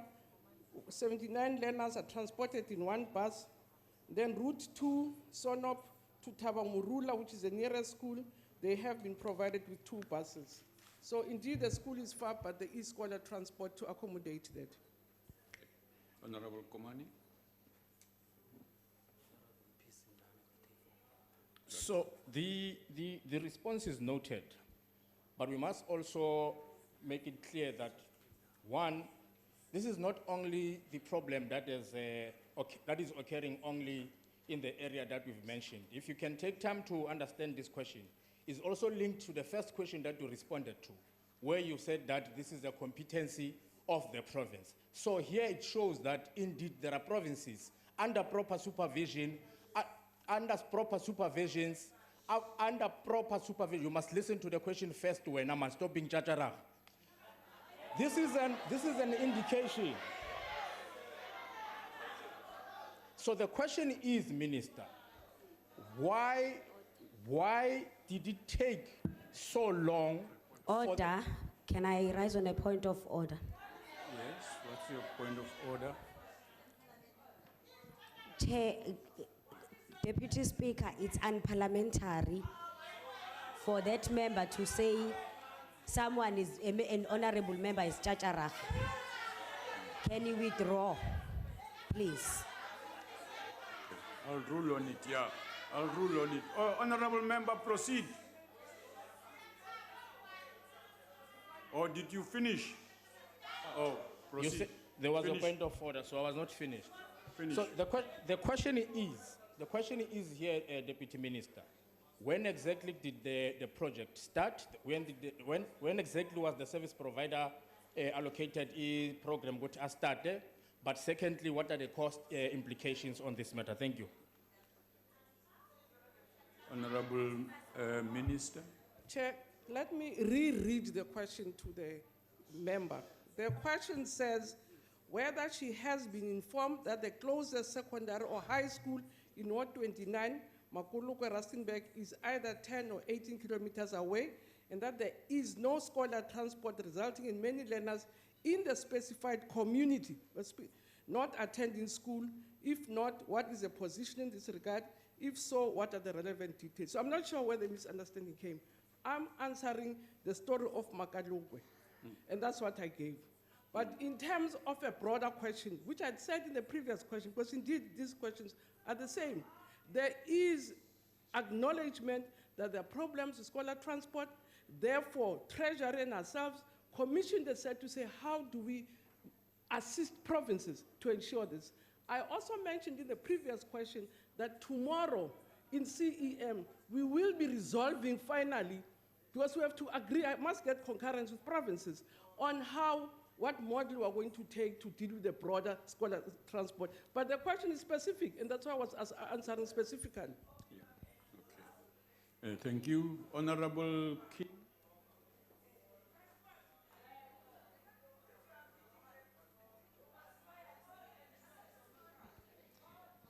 Deputy Minister, scholar transport policy, as you know, mentioned 5 kilometers, and here they mentioned 10 to 18 kilometers. Would you not agree that it warrants that a school be actually built in that area to cut on cost of scholar transport? Minister.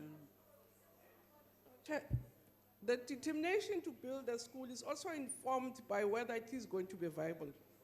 So I don't know this community. It might be a community because they're only here was speaking about less than 200 learners in that area. So you don't build a school when you have when you have less than 200 learners. They could be coming from farms, so perhaps the school is not viable, but we are quite correct. If it is a sizable community, we encourage provinces to indeed build schools, because scholar transport is a bottomless pit. So you pay on an ongoing basis, but if it's unviable, you don't build a school, you transport learners. Thank you. Honorable Tring.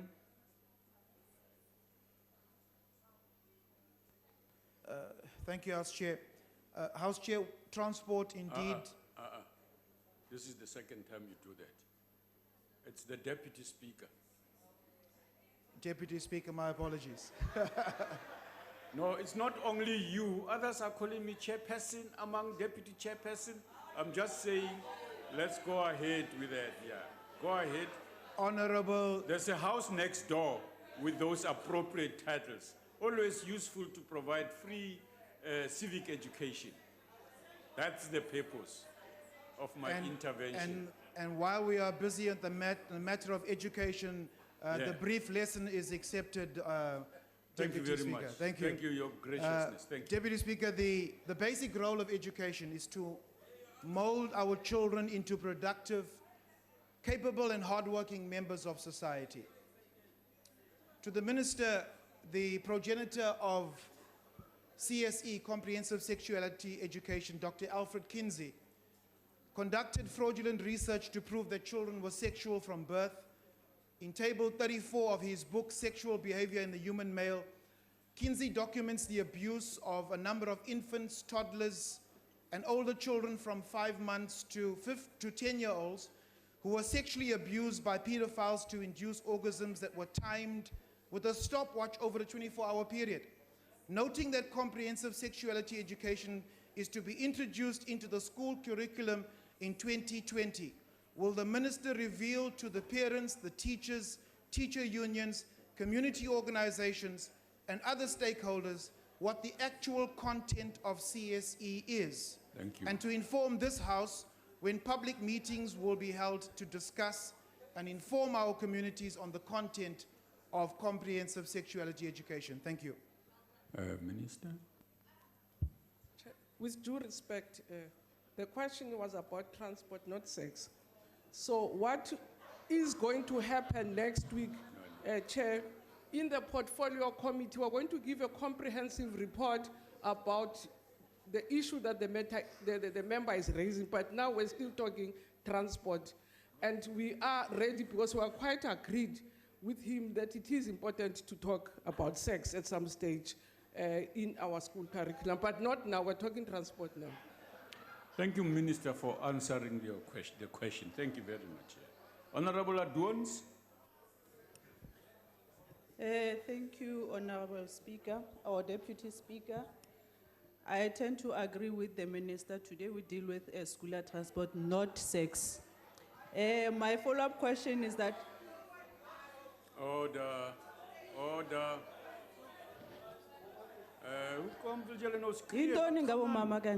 honorable members. What are the root causes for lack of scholar transport, and what consequence management mechanisms will be implemented to prevent a reoccurrence of non-provision in Ward 29 Makalokwe in Rustenburg? Thank you.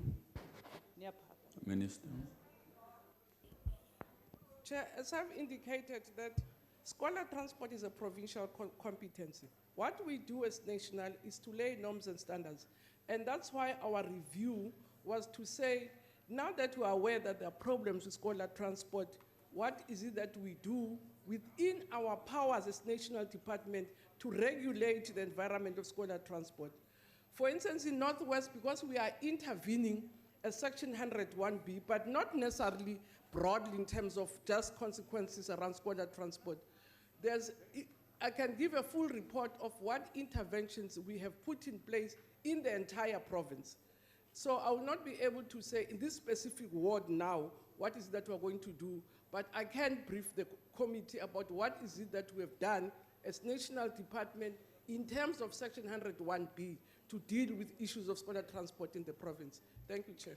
Thank you very much, Minister. We now move to the question 90, I think it is, asked by Honorable R.C. Adams to the Minister of Sports, Arts, Culture. Honorable Minister. Thank you, Chair. The department has prioritized code-specific training as approved by the international federations and national federations for women, and the effects thereof will be visible from 2020. As a result, rugby, football, and cricket's national women's teams at under 15 and under 17 levels have shown an increase in all provinces, as did the number of women coaches and referees. Following the 2017-2018 Eminent Persons Group report, in which women's position in sport was compared to that of men in 19 sports in dashboard format. This indicates that funding continues to be a challenge in women's sport. The EPG is in the process of compiling dashboard on women's position in the 19 sport codes on its own. This will bring sharper focus and a basis for comparison of women in sport annually. The national federations that are part of Eminent Persons Group are required to outline the programs aimed at addressing key findings or shortcomings as identified by EPG Group. These programs form part of the business plans that are submitted for the release of annual funding. In addition, the federations sign the agreements wherein they commit to self-set targets or barometer targets. These targets form the basis of continuous engagements on the performance of the identified national federations. Thank you, Chair. Thank you, Minister. Honorable Adams. Thank you, House Chair. Honorable Minister, appreciating that the rugby, football and cricket national women's team at under 15 and 17 levels have shown an increase in all provinces, including an increase in the number of women coaches and referees. What measures are in place to ensure that women in rural and townships areas are afforded an opportunity to participate and contribute to the increasing levels of women participation in the national teams? Thank you. Thank you, Honourable Minister. Thank you, Chair, and thanks, Honourable Member. The mass sport program, particularly in communities, the grassroots programs, specifically targeted in women development, is going to be one of the high priorities as we move forward in this sixth administration. Thank you. Thank you, Minister. Honourable Thrain.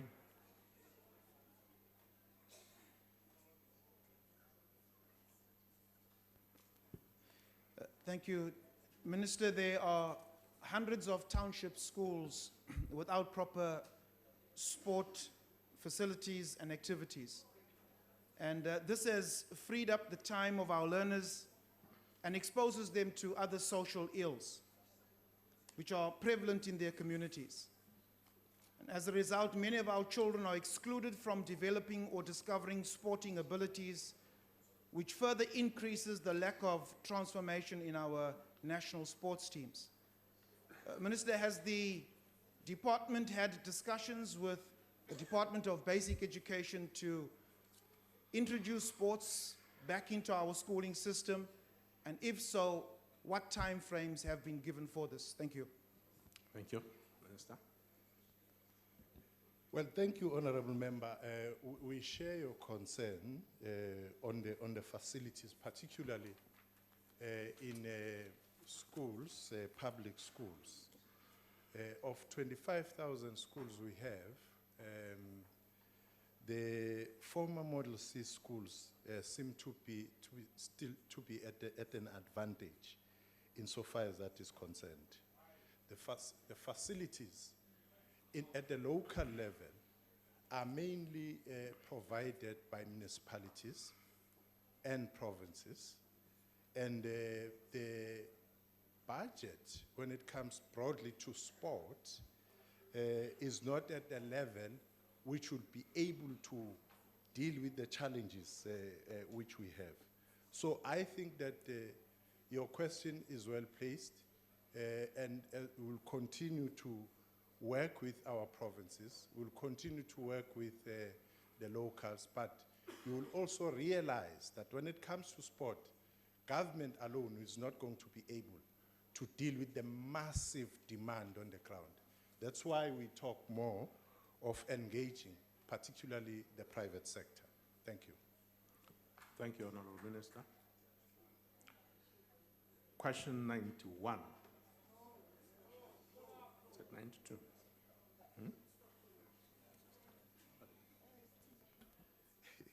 Thank you very much, Chair. The broadcast of sports event is regulated by the Sport Broadcast Service. Yeah? A point of order. Okay. House Chairperson, we are not done with the follow-up questions on the previous question. If you can just check that, please. Thanks. Oh, okay.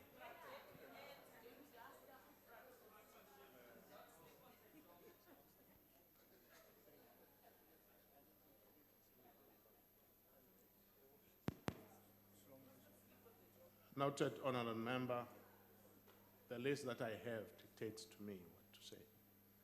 Thank you very much. The next is, sorry about that, Honourable Minister. The next question should be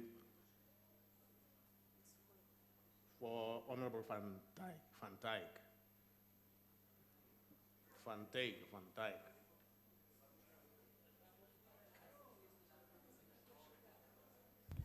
Chair, apologies. It's actually Honourable Mchlongo that pressed his Button first.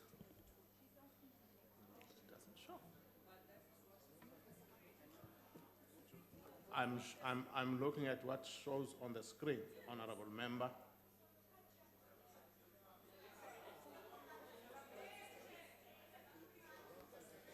Chairperson, I'm taking the question. Doesn't matter. Yeah. It's a mistake by myself. Isistem yami ayisebenzi kakuhle.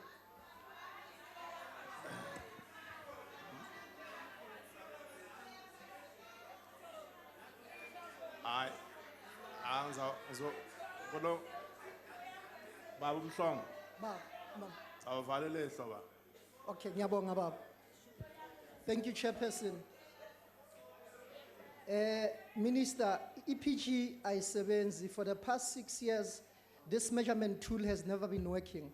Minister, I wanted to find out the marketing strategy for us to make sure that we support women empowerment and women in sports remains a Honourable Speaker. problem.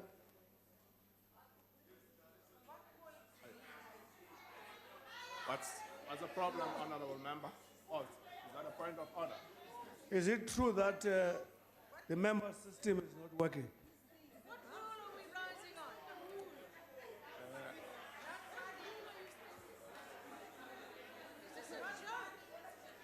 Honorable Member, I've ignored that. Qhubeka, Baba Mhlongo. That's why I ahlulekile ukuba imayor uthanda ukubuza ama point of order ngekho.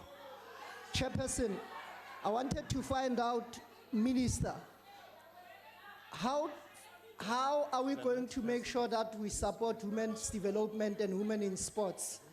What does the department has, especially to address issues of funding and issues of attendance? For an example, in Soweto we had a sports esivuliwe, the attendance was poor. What are we going to do to make sure that supporters or donors are coming to support women in sports? Thank you, Chair. Thank you. All right. Thank you, Honorable Member. Honorable Minister. Yes. Thank you. Thank you, Honorable Member.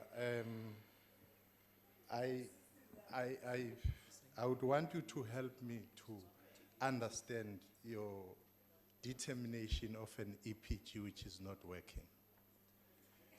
The EPG has been put in place to track transformation. It's a scientific system.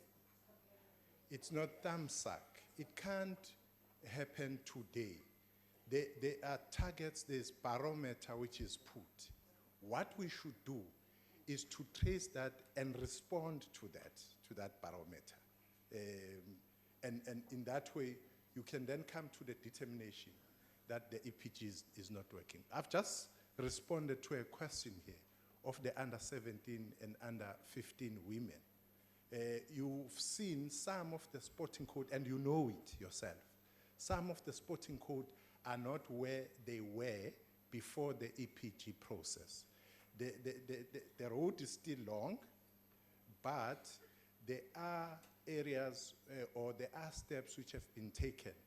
And as we go forward, there is going to be transformation, especially because the targets which are there are no longer coming outside of the federations themselves. Some of the targets come primarily, they are self-set targets which are coming.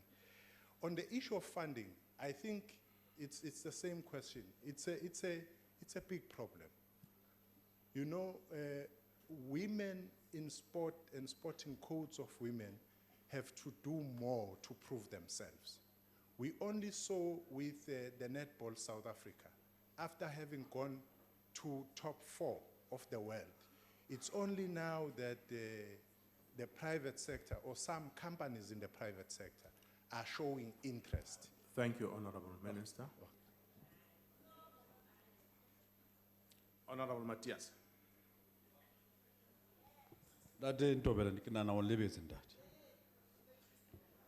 Honorable Minister, there are 3 factors that cause further alienation of women in society.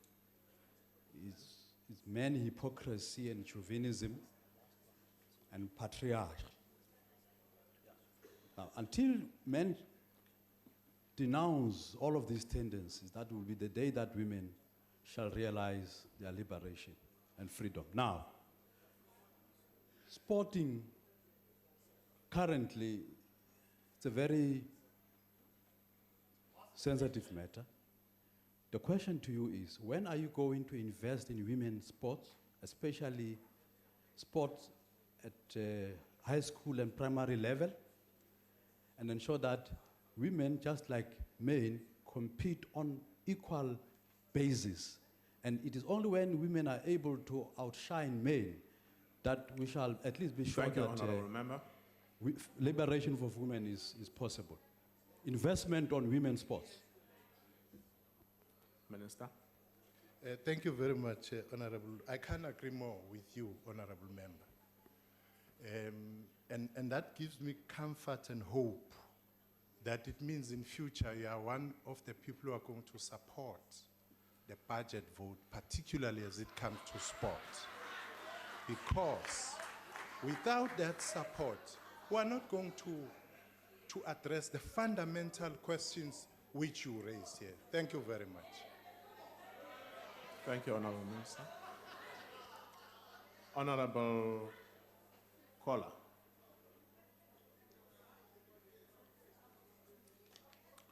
Honorable, no, what? No.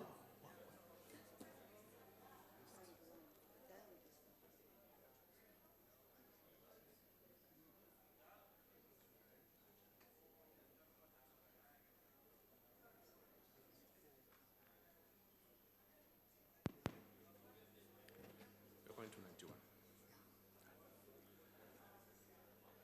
I think this comedy should have to end. Question 91 has been asked by the Honorable Malomane to the Minister of Sports, Arts and Culture. Honorable Minister. Thank you, Chair, and thanks to Honorable Malomane. The broadcast of sports events is regulated by Sports Broadcast Service Regulations. In December 2018, Casa published the draft Broadcast Services Regulations to amend Broadcast Services Regulation of 2010. In order to ensure a long-term sustainable broadcast solution regarding sport broadcast rights, Casa, in consultation with the Department of Communications and Digital Technologies, conducted public hearings so that it can undertake amendments to the Sport Broadcast Service Regulations of 2010 and concluded the public hearings process in May 2019. The process of further consultation, analyzing and finalizing the input is still in progress.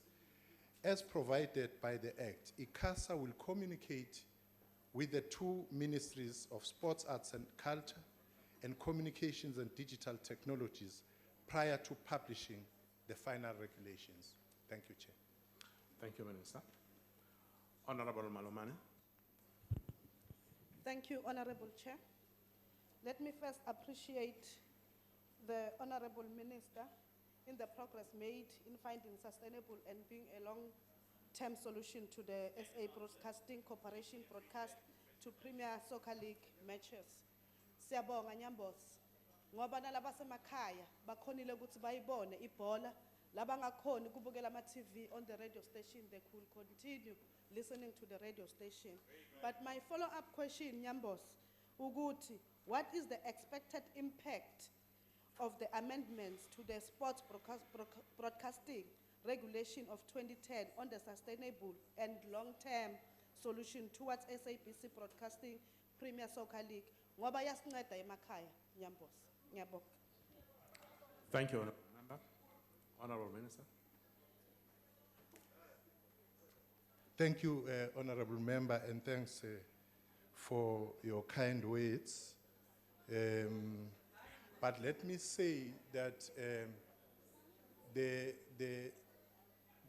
unblocking of the blackout in sport broadcast was a joint effort of all the players in the sporting area. And as a result, we reached the point which we did. And I must thank all the stakeholders who participated to ensure that millions of our people in their communities, in rural areas, in townships are able to watch their loved sport in South Africa, which is football. The impact, the everlasting impact, Chair, would be us having and seeing a sporting nation, an active nation, because sport has this capacity of having everybody in society participating in it. And this is the aim of government, to ensure that all of us, whether it's sport or recreation, but some sort of activity as human beings who are involved in. So this for us is going to be the output. Thank you very much. Thank you, Honorable Minister. Honorable Van Dijk. Take us into your confidence, Minister, and tell us why millions of people were denied the opportunity to watch their favorite sport in the first place. And what repercussions will the individuals involved in this shocking state of affairs face? Thank you. Honorable Minister. Thank you, Honorable Member. I wish I know. And I don't. I don't, because, as I said, there are different role players. It's when you see public and private interests colliding, and as a result, have its own victims, which happen to be the masses of the people out there. So that collision has been at the basis of what led to the blackout. But nevertheless, we've passed there. We are here now. People are watching, and we should ensure that that is not reversed. And one of the things we emphasized and made sure that it happens is that we are not dealing with a problem here and now for now, but for the next 5 years. Thank you very much. Thank you, Honorable Minister. Honorable Sitola.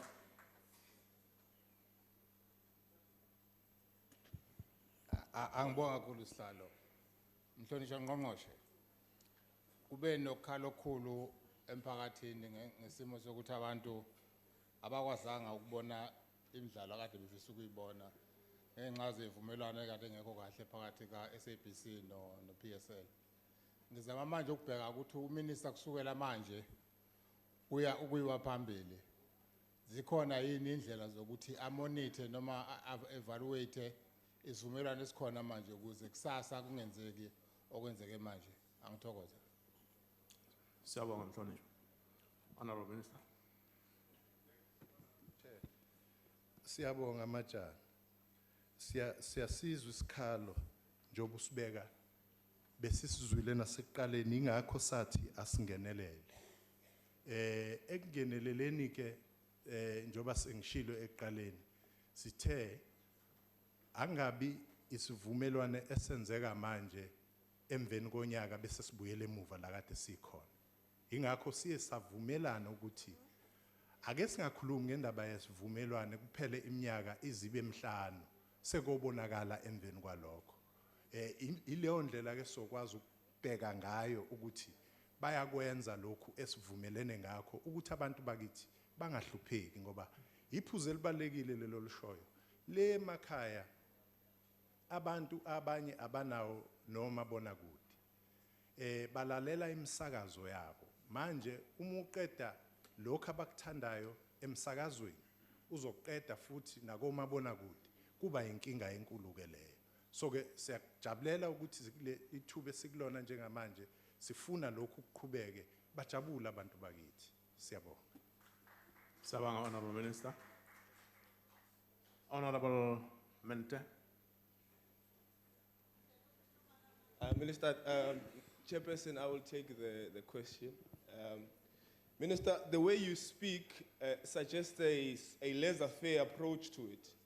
I don't think you appreciate the harm you have caused to our people with this blackout. I think you must understand that there are weekends and weekdays where our people have not been able to watch soccer. They are not able to watch DSTV. And you speak like, you know, it's a by-the-way situation. Please, can you give it the density and the gravity that it deserves?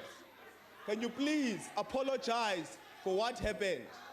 Can you stand up and apologize and explain in detail what happened? Honorable Don't say member. it just happened. Speak Honorable and member. speak with detail, please.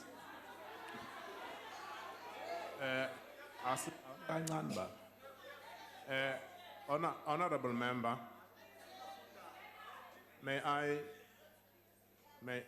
advise that let's pose questions in such a way that the ministers are able to respond, and in our questions, yeah, I'm not yet through, Honorable Member, and in our questions, let us try to be respectful to other members of the House.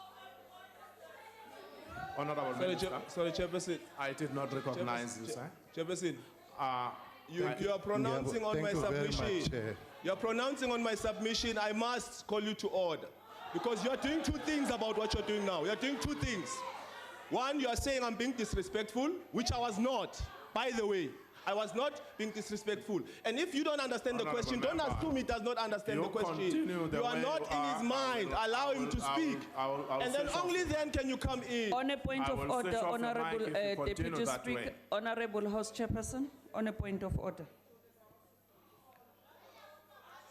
Honorable Member, can we On a treat point this of order, House Honorable with the House respect Chairperson. that it deserves? Honorable House Chair, on a point of order. Honorable Member, why are you Thank you. Honorable Speaker, my point of order is that the Honorable Member is misleading the House by saying the Minister's action is harming our people out there. So that is a misleading statement. He should have asked his follow-up question, not to make that statement. I thank you. Thank you, Honorable Member. May I Chair. respond just before you do? Chairperson. Just before you do, may I respond? Thank you, Honorable Member, for having raised that. But I would not like to judge on the accuracy of the member's remarks. Rather, we will use other mechanisms available to other members to address that. And I was also wanting to address the Honorable Member there. Honorable Member, it is a condition that in our questions, let us not use words that are disrespectful.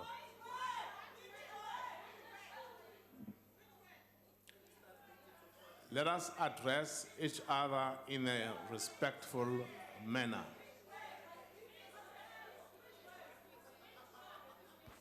You have all, order, Chair. Can you sit down, Honorable Member? I'm addressing another member. Can you sit down?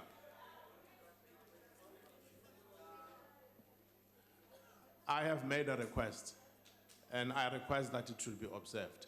As we pose questions, we should be respectful to each other. Chairperson, I think your tone... I did not recognize you, Honorable Member. Could you please sit down? Honorable Mentor, what is your problem? One, let me address you, Chair. Number one, you spoke. On which rule are you addressing me? Rule 92. You first spoke and you acted as if you are in the mind of the minister. The member over here was afforded an opportunity to ask a question. He asked a question. Thank you. Number two, you are implicating that he have uttered words that are not parliamentary. We want to know which ones. Thank you, And Honourable number Member. 3, let me address the Deputy Chief Whip. If you appreciate social cohesion, you Honourable will Member, understand I did not what give you the harm right to do did that. the absence of sport, especially soccer on our TVs, did to our people.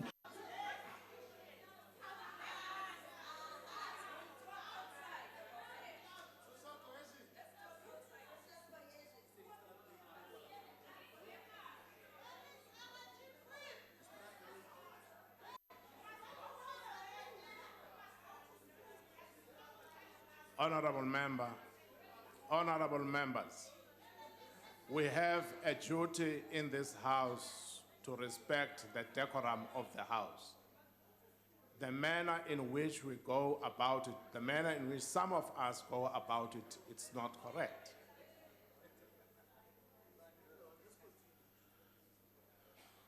Where were we, by the way? Honorable Member, why are you rising? My hand was up, and you look to me and you don't want to note me. You said that the Honorable Pambo was disrespectful, Chair. I'm avoiding a situation for you to come to this house again like you did yesterday with your tail between your legs and apologize again Honorable on a Member. wrong ruling that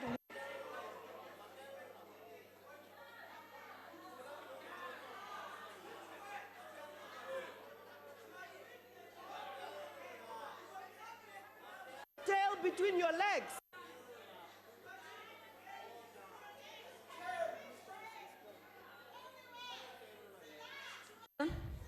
On a point of order. Honorable members. On a point of order. Okay, why are you rising, honorable member? The statement just made by the honorable member that you'll come back with your tail between your legs is unparliamentary because we don't have animals in this house, we have human beings. So it was a good thing for you to make that ruling on the issue of the mini plenary yesterday. Thank you. It's called a metaphor. It's a metaphor. It's not an insult. It's a metaphor. It's a figure of speech. Honorable members. Honorable members, order please. Honorable members, order please. Honorable members, we should refrain from referring to members in the manner in which a member of the EFF has just done. It's unparliamentary. It is unparliamentary because that infers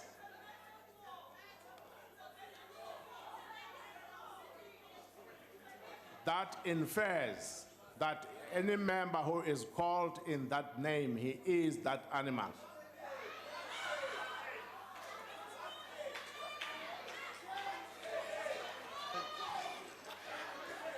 Honorable members. Point of order. Point of order. It is unparliamentary. That is the ruling. I have ruled on that. It is unparliamentary. If you are not happy with that, you know the processes that you should follow.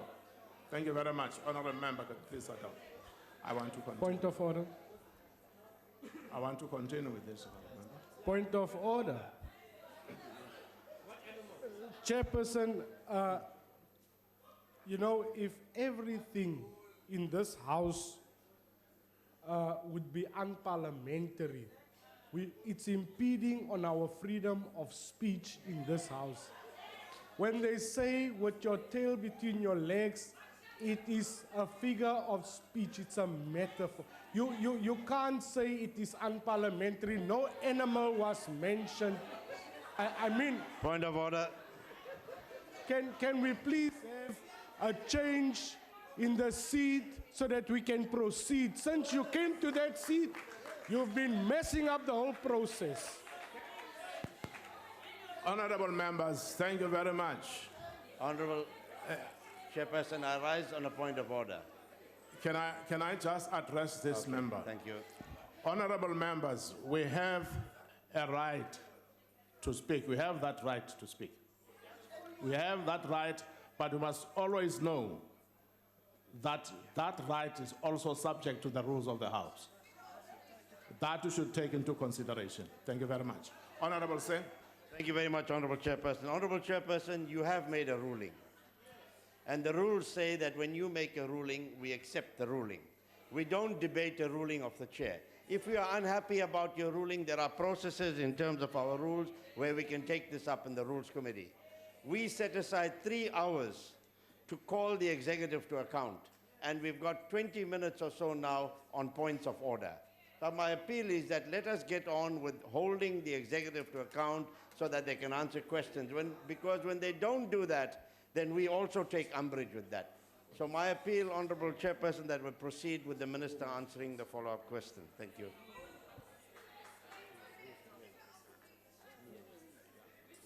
All right. Thank you very much, Honorable Singh. Honorable Minister. Thank you, Chair.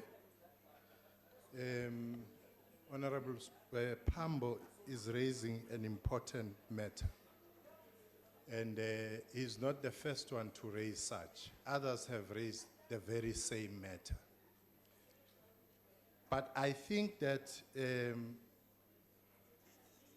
is raising of the voice is misdirected, because no government, no Department of Sports, Arts and Culture has any contract with anybody in the sporting arena. It's stakeholders in the sporting arena which had their contract. Ours was to come and intervene, and we intervened. We apologized to no one about that. We'll never apologize to anyone, not to you, not to anybody. We intervened. Thank you. Thank you, Honorable Minister. Honorable Mieni.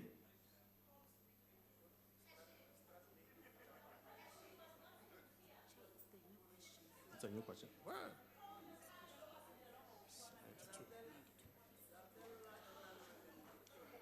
Thank you very much, honorable members. Question number 92 has been asked by the Honorable Manganye to the Minister of Sports, Arts and Culture. Thank you very much, Chair. Outcome 14 set out 5 long-term nation-building goals for South Africa. For the sports sector, what is key is the promotion of social cohesion across society through increased interaction across race, class, and gender. Therefore, it is without question that the NDP and the Sectoral National Sport and Recreation Plan that is aligned to NDP recognize sport as a way to foster nation building and social cohesion. To give expression to the visions of these plans over the medium term, the department intends to continue broadening the participation base in sport. The department will therefore continue to work for transformation in the sports fraternity by ensuring equitable access, development, and excellence at all levels, thereby improving social cohesion, nation building, and the improving of quality of life of all South Africans. The plan reminds us that, and I quote, "No country can expect to achieve and sustain success at the elite level without a strong participation in the community, because that is the beginning for every champion," close quote. It is therefore not by accident that the greater part of our budget is allocated to Active Nation program. This program provides mass participation opportunities and participants from different walks of life. Being a winning nation has very favorable spin-offs for nation building and social cohesion. Therefore, the department the department's daily work contributes directly towards the achievement of this goal of social cohesion. This because the work of the department is about bringing people from different sectors and democratic profiles together to share common spaces and experiences, to ensure that physical activity and sport becomes a vehicle for social cohesion and nation building. Thank you very much. Thank you, Honorable Minister. Honorable Manganya. Honorable Chairperson, I'll be doing a follow-up question. Ke a leboga tona ya dipapadi Kgabolesejo o tlo go bereka Ambos tšwela pele ka go šoma ntate. My follow-up question is that how does the department measure the impact made by the programs to ensure that they are truly vehicles of social cohesion? Ke a leboga ntate. Honorable Minister.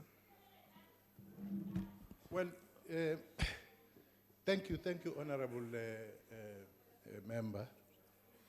It's when we as a nation come together, because our athletes, men and women, have proven themselves in the field of play that their goal is the goal of winning. And if they are winning, all of us as citizens, we derive joy on that. They boost the morale of society, the confidence of society. And in that way, we measure our social cohesion by the way we are able to interact and share spaces across race, color, creed, and so on. And that's how we see this as an important tool to foster cohesion in our nation. Thank you, Chair. Thank you, Honorable Minister. Honorable Jordan. Thank you, House Chair. Honourable Minister, how can the department promote social cohesion through physical activities and sports while facilities under municipal control such as the Frikkie Cronje Stadium in Wesselsbron and Loubser Park in Kroonstad and many, many more are completely dilapidated? And I know you made mention of municipal sporting facilities, but what is the department doing to assist municipalities to ensure that these community assets are maintained and functional in order for the department's programs to succeed? And if the department is not actively engaged with regards to this, why not? I thank you.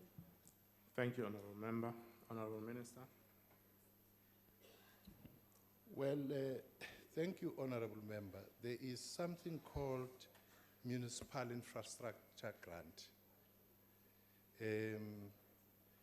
And with the department at a national level, we transfer the budget of the department up to 80% to the provinces, so that the kind of things we are talking about, facilities and everything else, are achieved. But you would agree, Honorable Member, and I'm recruiting you now, you will agree that this department having to play this huge responsibility of social cohesion and nation building really need to be supported. It needs support from yourselves here as members of parliament to ensure that indeed the demand, because we are raising practical areas where you have seen yourself some of the gaps within the facilities, within generally sport and the needs for people. And all I can say to you is that with whatever the department has, it would be a good thing to all of us try to get other people on board. The private-public partnership becomes very important because, as I said, government with the budget which it has within the fiscus is not going to be enough, and I can't say it in any other way. Thank you very much for your question. Thank you, Honorable Minister. Honorable Mama Bolo. No, e qaqile botse modulasetulo o tlile araba ka mokgwa o reng re kgotsofetse ka gona. Ra leboga. Thank you, Honorable Member. Honorable Setola.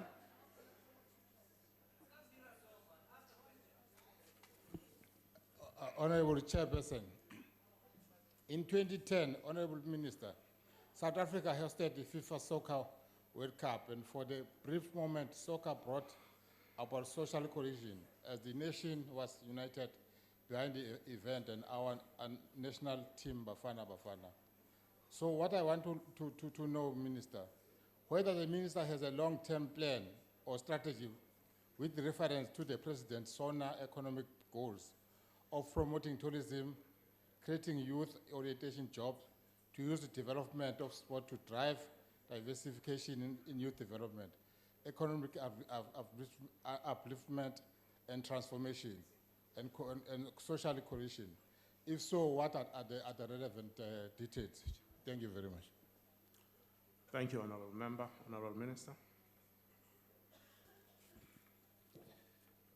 Thank you, Honorable Mondise. The point about 2010 FIFA World Cup actually showed us, as we are saying, that this is one area, if used properly, can forge unity in our society. You'd also recall that before that, there was a 1995 Rugby World Cup. In all these instances, we have seen people showing their affinity to their country, to the signs and symbols of their country. Even today, the Springbok is in Japan. It will need the support of all of us in South Africa to ensure that our team wins that side. So the issue of economic growth, we took heed from the President's 7 priorities out of the SONA, which we had. And you touching it on the key one, on economic growth and jobs. But you also talked about tourism.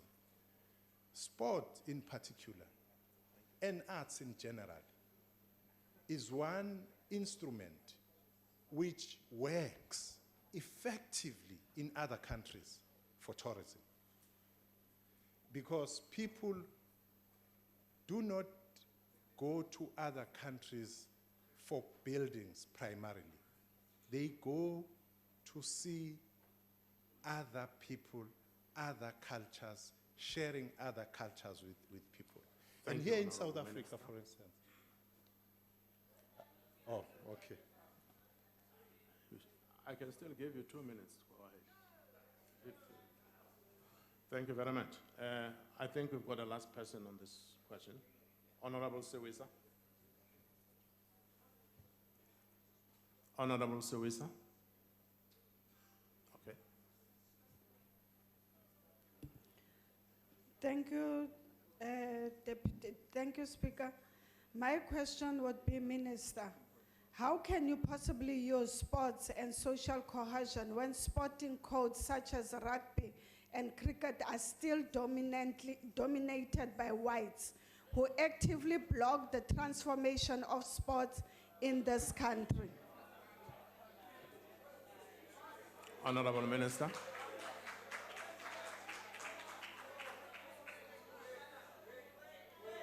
Well, thank you very much, Chair. Order, and honorable thank you. members. Order, honorable members. Honorable members, order. Thank you very much, Chair. And thanks, Honorable Member, for your question. It's true what you are saying, that transformation has not permeated through all the sporting codes. But I can tell you that since the adoption, can you listen?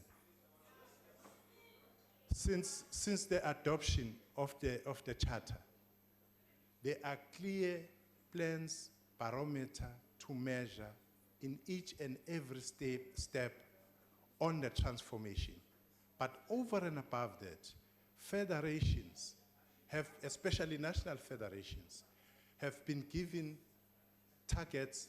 Most of those targets are self-imposed targets from themselves.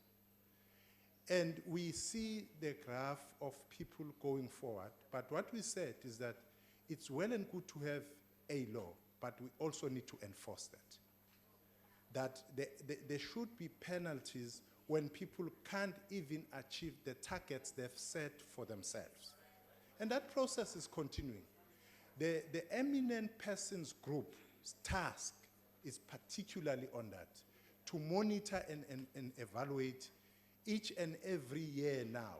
We are getting a report which we are acting on as we go forward. But I can tell you, Honorable Member, that with the plan in place, under the watch of the EPG, there is, as they say in the EPG, a light at the end of transformation tunnel.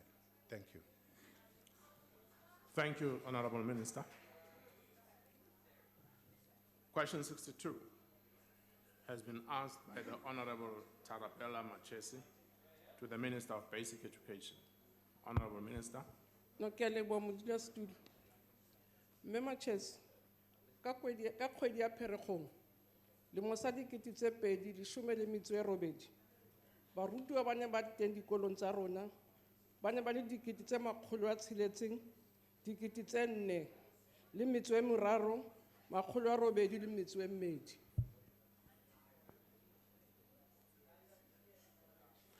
Thank you, Honorable Minister. Minister, thank you, Chair. Minister, that number is quite alarming. And specifically, if you look at the 74,743 learners who wrote the multiple examination opportunity, would you say, Minister, that your progression policy, especially the multiple examination policy, it is failing dismally because it has been used by provinces. Instead of provinces using it to educate our learners to ensure that they are ready to join the job market, they use that policy to ensure that there is PR for good metric results and therefore relegating our learners to the ranks of employment instead of ensuring that they are quite educated, they are getting the education. And also, could that be ultimately the reason why you decided to abandon that policy? Thank you, Honorable Member. Honorable Minister. No, I seen need to hore it kulele ka botlalo. Tsietsi e teng ke hore ha ne re sa ngodise dihlahlobo tseo re le lefapha nka ba dipoelo tsa rona di le hodimo feta jwale empa ka hobane re dira re bana ba tsietsing ba sa kgone ho sebetsa hantle re ba itse pele re ba tshehetse ilaetsa hore le dipoelo tsa rona di be tlase. So hangata ha ne re ka ha ka sheba di results tsa rona ha ka sheba mo ile bana ba pasitseng fela dipoelo di hodimo. Last year, for instance, ka ba re bile di pass rate e fetang 80%. Empa ka hobane re ile ra sututsa bana ba tsielehileng hore ba ngole dipoelo di bile morao. So ha se nnete hore ke PR exercise. Empa tsietsi e teng e etsang hore re fetole molao ke hore hangata bana ha ba ngotse palo e itseng ya dithuto ha ba tle ba tlo qetella ke ka ho re bona re ntshe hobane ha e ba thusi. Thank you, Honorable Minister. Honorable Thring.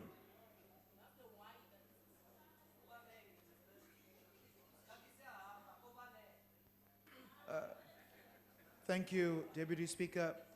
I hope that the Minister, I have to couch my question in such a way, that she answers it. But Minister, there's a huge attrition rate from grades 1 to grade 12. And there are many reasons for this attrition. One of the reasons certainly has to deal with inadequate infrastructure. And recently the case of Michael Komape, who drowned in the pit latrine as a result of insufficient or inadequate infrastructure, is a case in point. So what is the progress made in eradicating pit toilets in our schools and the proposed timeline to ensure that our children have access to safe sanitation services, thereby increasing their chances of being enrolled for grade 12 one day. Thank you. Thank you, Honorable Tring. Minister. Chair, the member is not very accurate. Where we agree with him that our dropout rate after the basic education part, which is from grade 1 to 9, is alarming and quite disturbing. But as a country, we boast that we have almost universal enrollment at a basic education level.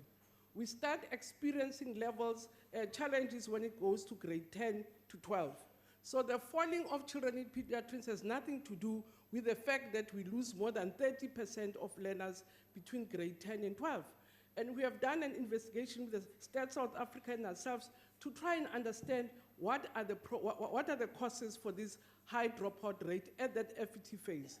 Amongst others, Chair, what has come out from our studies, it's problems of parenting, which is also has much more to do also with the violence, if I care to say that, because young people, by the time they're in grade 9, they're teenagers, they really, if they don't have strong parental support, they really do what they want.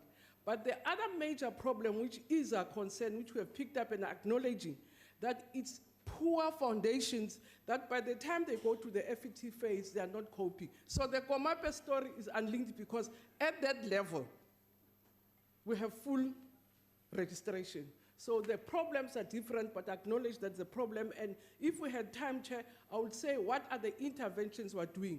Part of the interventions we're doing was to look at our progression policy to see if indeed we can encourage more learners to study.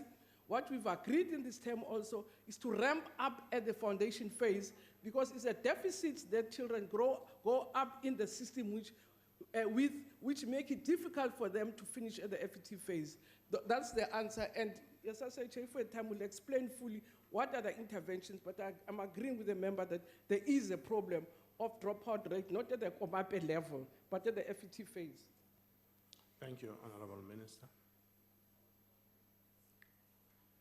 Honorable Tito. Ke a leboga, Chairperson.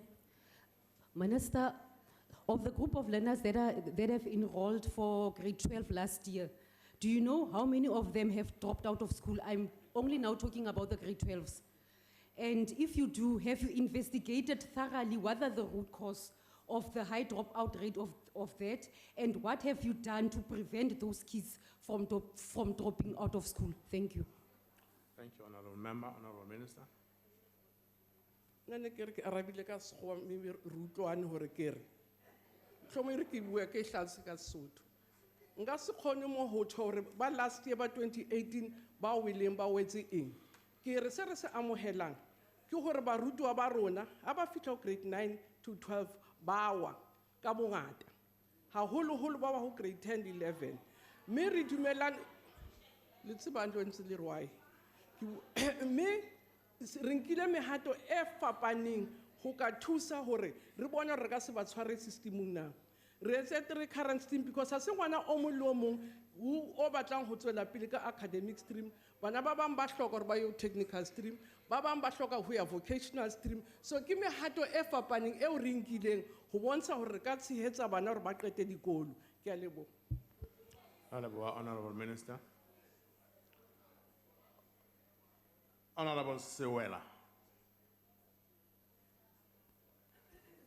Thank you, Honorable Chairperson. Honorable Minister, considering the fact that over the years there has been an improvement in the outcome of grade 12 result, which is quite commendable, what is the state of readiness of the matric class of 2019 for the end of year exams? Thank you, Honorable Member. Honorable Minister. Chair, I have a report that has been given to me by the managers, which do indicate that we're as ready as could be.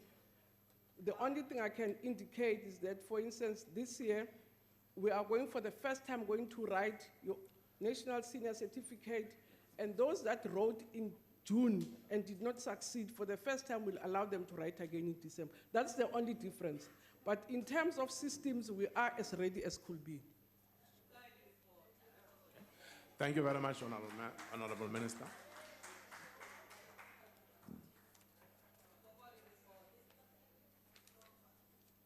Question number 74 has been asked by Honorable Chirwa to the Minister of Health. Honorable Minister.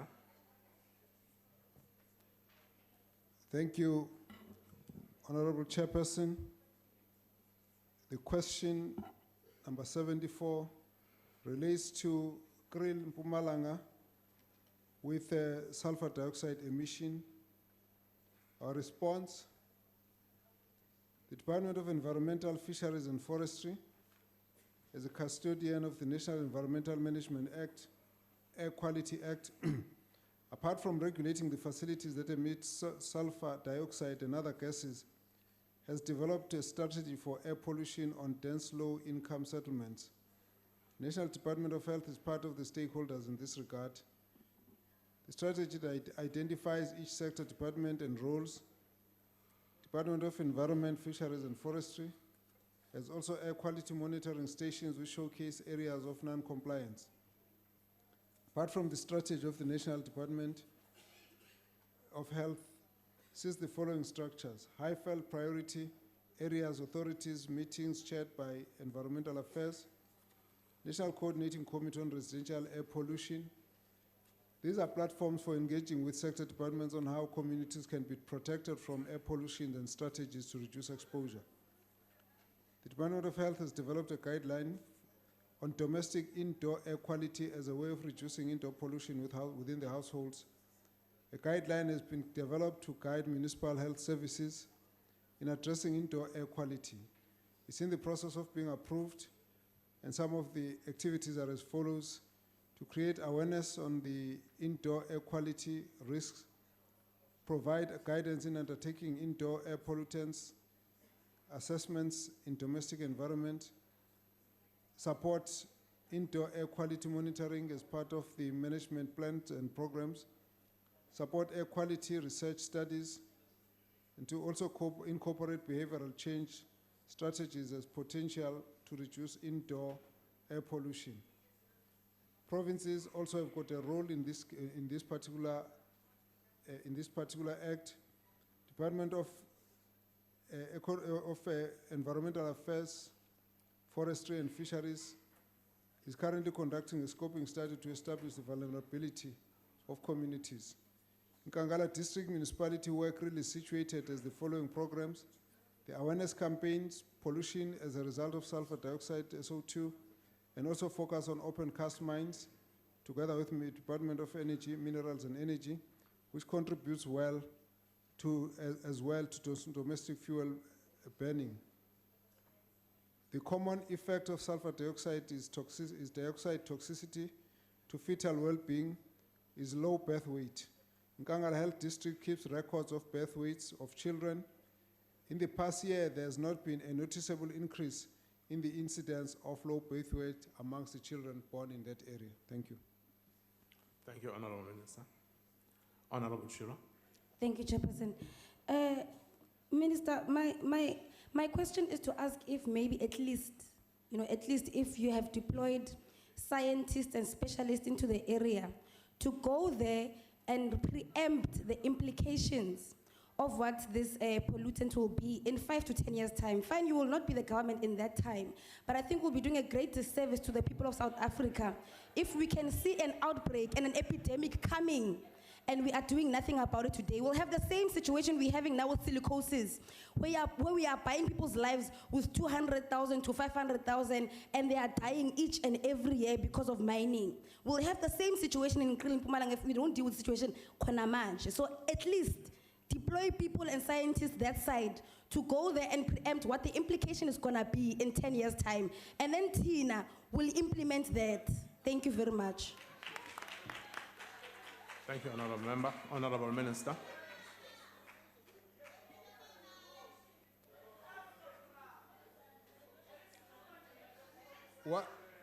When we talk about monitoring of indoor air quality, that's scientific. That's what you have to do. And so that assessment is something that's going on. When we say we are talking about monitoring the low birth weights on children, that's scientific.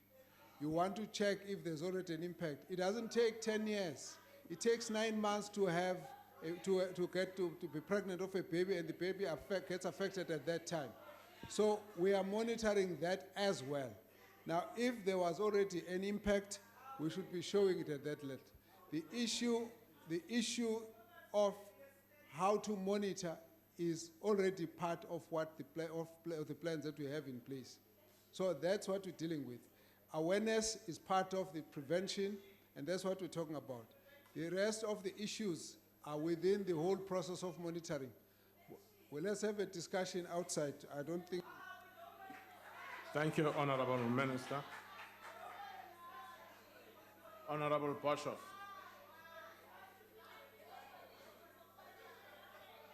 Thank you, Deputy Speaker. I would just want to know from the Minister of Health if he could suggest a divorce from coal electricity to the Minister of Minerals and Energy, please, because renewables are affordable and competitive, and nevertheless, we stay with health-destroying coal mining and coal generation of electricity. Maybe if the two ministers may put their heads together, that's my request. Thank you, Honorable Member. Honorable Minister. Just a pity, the Honorable Minister has just walked out to do some other business. But I'll share the discussion with him. But let me just say this. Firstly, the surveillance on the levels of pollutants in the area is something that we continue to undertake. That surveillance is what the Department of Environmental, Fisheries and Forestries would penalize the factory or the particular plant that is emitting beyond the limits. That is within the law. Secondly, we need to face the fact that whilst we have to control pollution, but the contamination that comes from coal production, from burning of coal for energy production, is something that has to be contained in different areas. But it is not as easy to switch completely from fossil fuel to renewables for the whole country. It is not possible. Actually, if you look at the whole program of energy production, the energy availability curve will indicate to you that the demand for the country is at a point before most of the renewables, the solars and the wind are able to kick in. So you need to balance it. We have said we have an integrated energy resource plan that deals with the whole totality.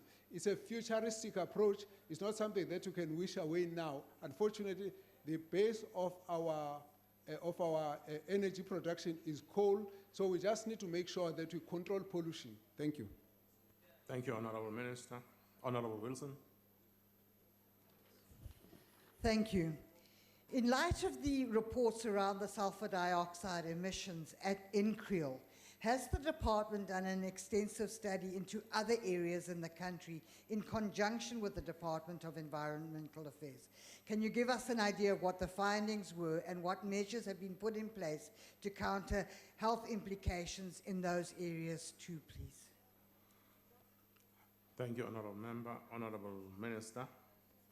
I'm sure the Honorable Member is aware that that kind of research, this kind of response will require researched answers. I do not have those answers. The only issue I can indicate is that municipalities have got a role in monitoring the air quality issues and contamination. The Department of Environmental Affairs does the same, but those reports do not reside in the Department of Health as such. The only issue is when you have got hazardous substances where there are such intense contamination, that the Department of Health will move into those areas to conduct studies and come up with reports. The rest of the reports would come in a situation where a broad number of departments would then be involved in participating. But on a day-to-day basis, a lot of work is to be done by municipalities at that level. I do not have any kind of report of what's happened in the whole country. But if there's a direct question, we can research that and make the information available. Thank you, Honorable Minister. We'll close this question with Honorable Kela.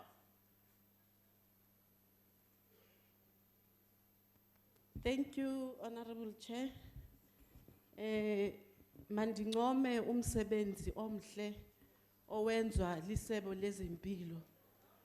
Apho ndisuka khona kunekliniki eyakhiwayo enhle esemgangathweni ophezulu ezawusebenza 24 hours eyakhiwa ngulo government we-African National Congress.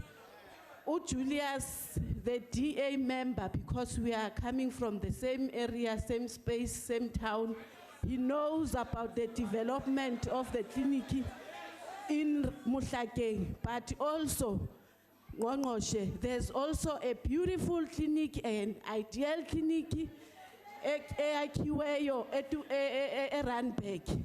So, government, ANC, it's really responding to the issues of the community regarding the issue of health.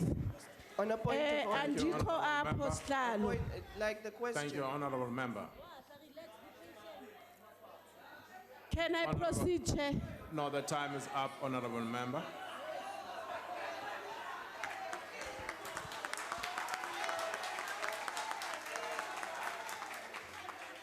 Honorable Minister.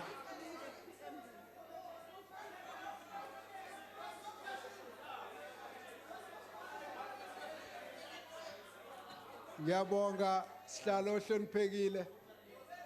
Ngifisa ukuzwakalisa ukubonga okukhulu ngamazwi avela kuleli lungu elihloniphekile lokuveza ukuthi mkhulu umsebenzi owenziwayo ukusondeza isimo sezempilo sibe ngcono emphakathini. Ngingaqhubeka nje ngisho ukuthi ngoLwesibili ngomhla ka-16 uPresident uya endaweni yase OR Tambo District uyakovula enye yamaklinikhi yaseLusikisiki lapho amaklinikhi akhiwe awu-8 ezosiza umphakathi ngakho ke Point of order, Chairperson. Point of order. Point of order, Chairperson. That's a point of yenzeka zonke order. izindawo. Honorable Minister, can we change this Chairperson, point of order? firstly, when we were asking questions here, you said to me here, you said that I must ask a specific question. Now, there's a praise singer who stood up there to praise sing the minister. The minister stands Honourable up Member. to answer a no question. There's no question he's answering, but you're sleeping there. You are sleeping there. You allowed this to happen. Stop marketing the ANC. We didn't come here to listen to a rally of the ANC here. We didn't come for a rally here. Can you switch off the mic, please? Chair, order. Honourable On a Member. point of order, Chair. Honorable Member, I will request you again, humbly so, to refrain from using derogatory language. Point of order, Chairperson. Honorable Minister, can you continue? Chairperson, point of order. Oh, sorry. Okay, Honorable Member, I am rising. Thanks, Chair. Chair, we're being abused in this house by the EFF. The member, when they stand up and take the mic, they must be recognized and they must state what rule they're rising on. The member are continuously standing up and they're speaking and they're making noise. Secondly, there's no point of order. of It's order. out of order. Point of order. No, I'm still on order. You can't call point of order on top of order. Did you raise the Point rule? of order. Yes, Did you I raise raised the my rule? hand. I What did raised you my do? hand. I'm raising on point of order. Honorable Member. This member Thank can't you, say, Honourable Member. Chairperson, my last point is that the member cannot say and say an honorable member of this house who's asking a question, they're howling and they're praise singing. That's out of order. And these members must be ordered. Thank you, Honorable Member. We have made your point. Honorable members. Oh, Chair, order. Order, honorable members. Can I call a point of order? Just a word. Just, No, just, no, just- Honorable wait, member. wait. You do not own Honorable anarchy. member. Honorable member. Just hold for a second. Honorable members. I'm not selling peanut today.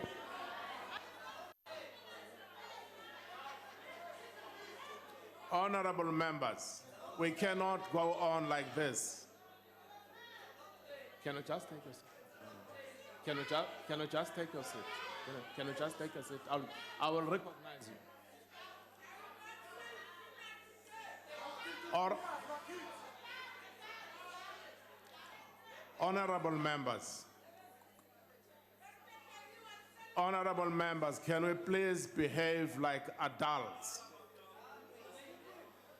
Please stop this kind of behavior. We cannot go on like this.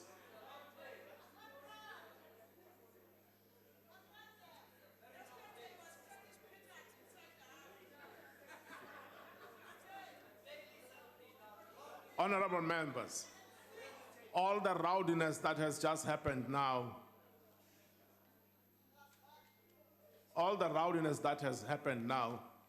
has brought us to the end of this. The time allocated for questions has expired. Outstanding replies will be printed and answered. That concludes the business of the day, and the House is adjourned.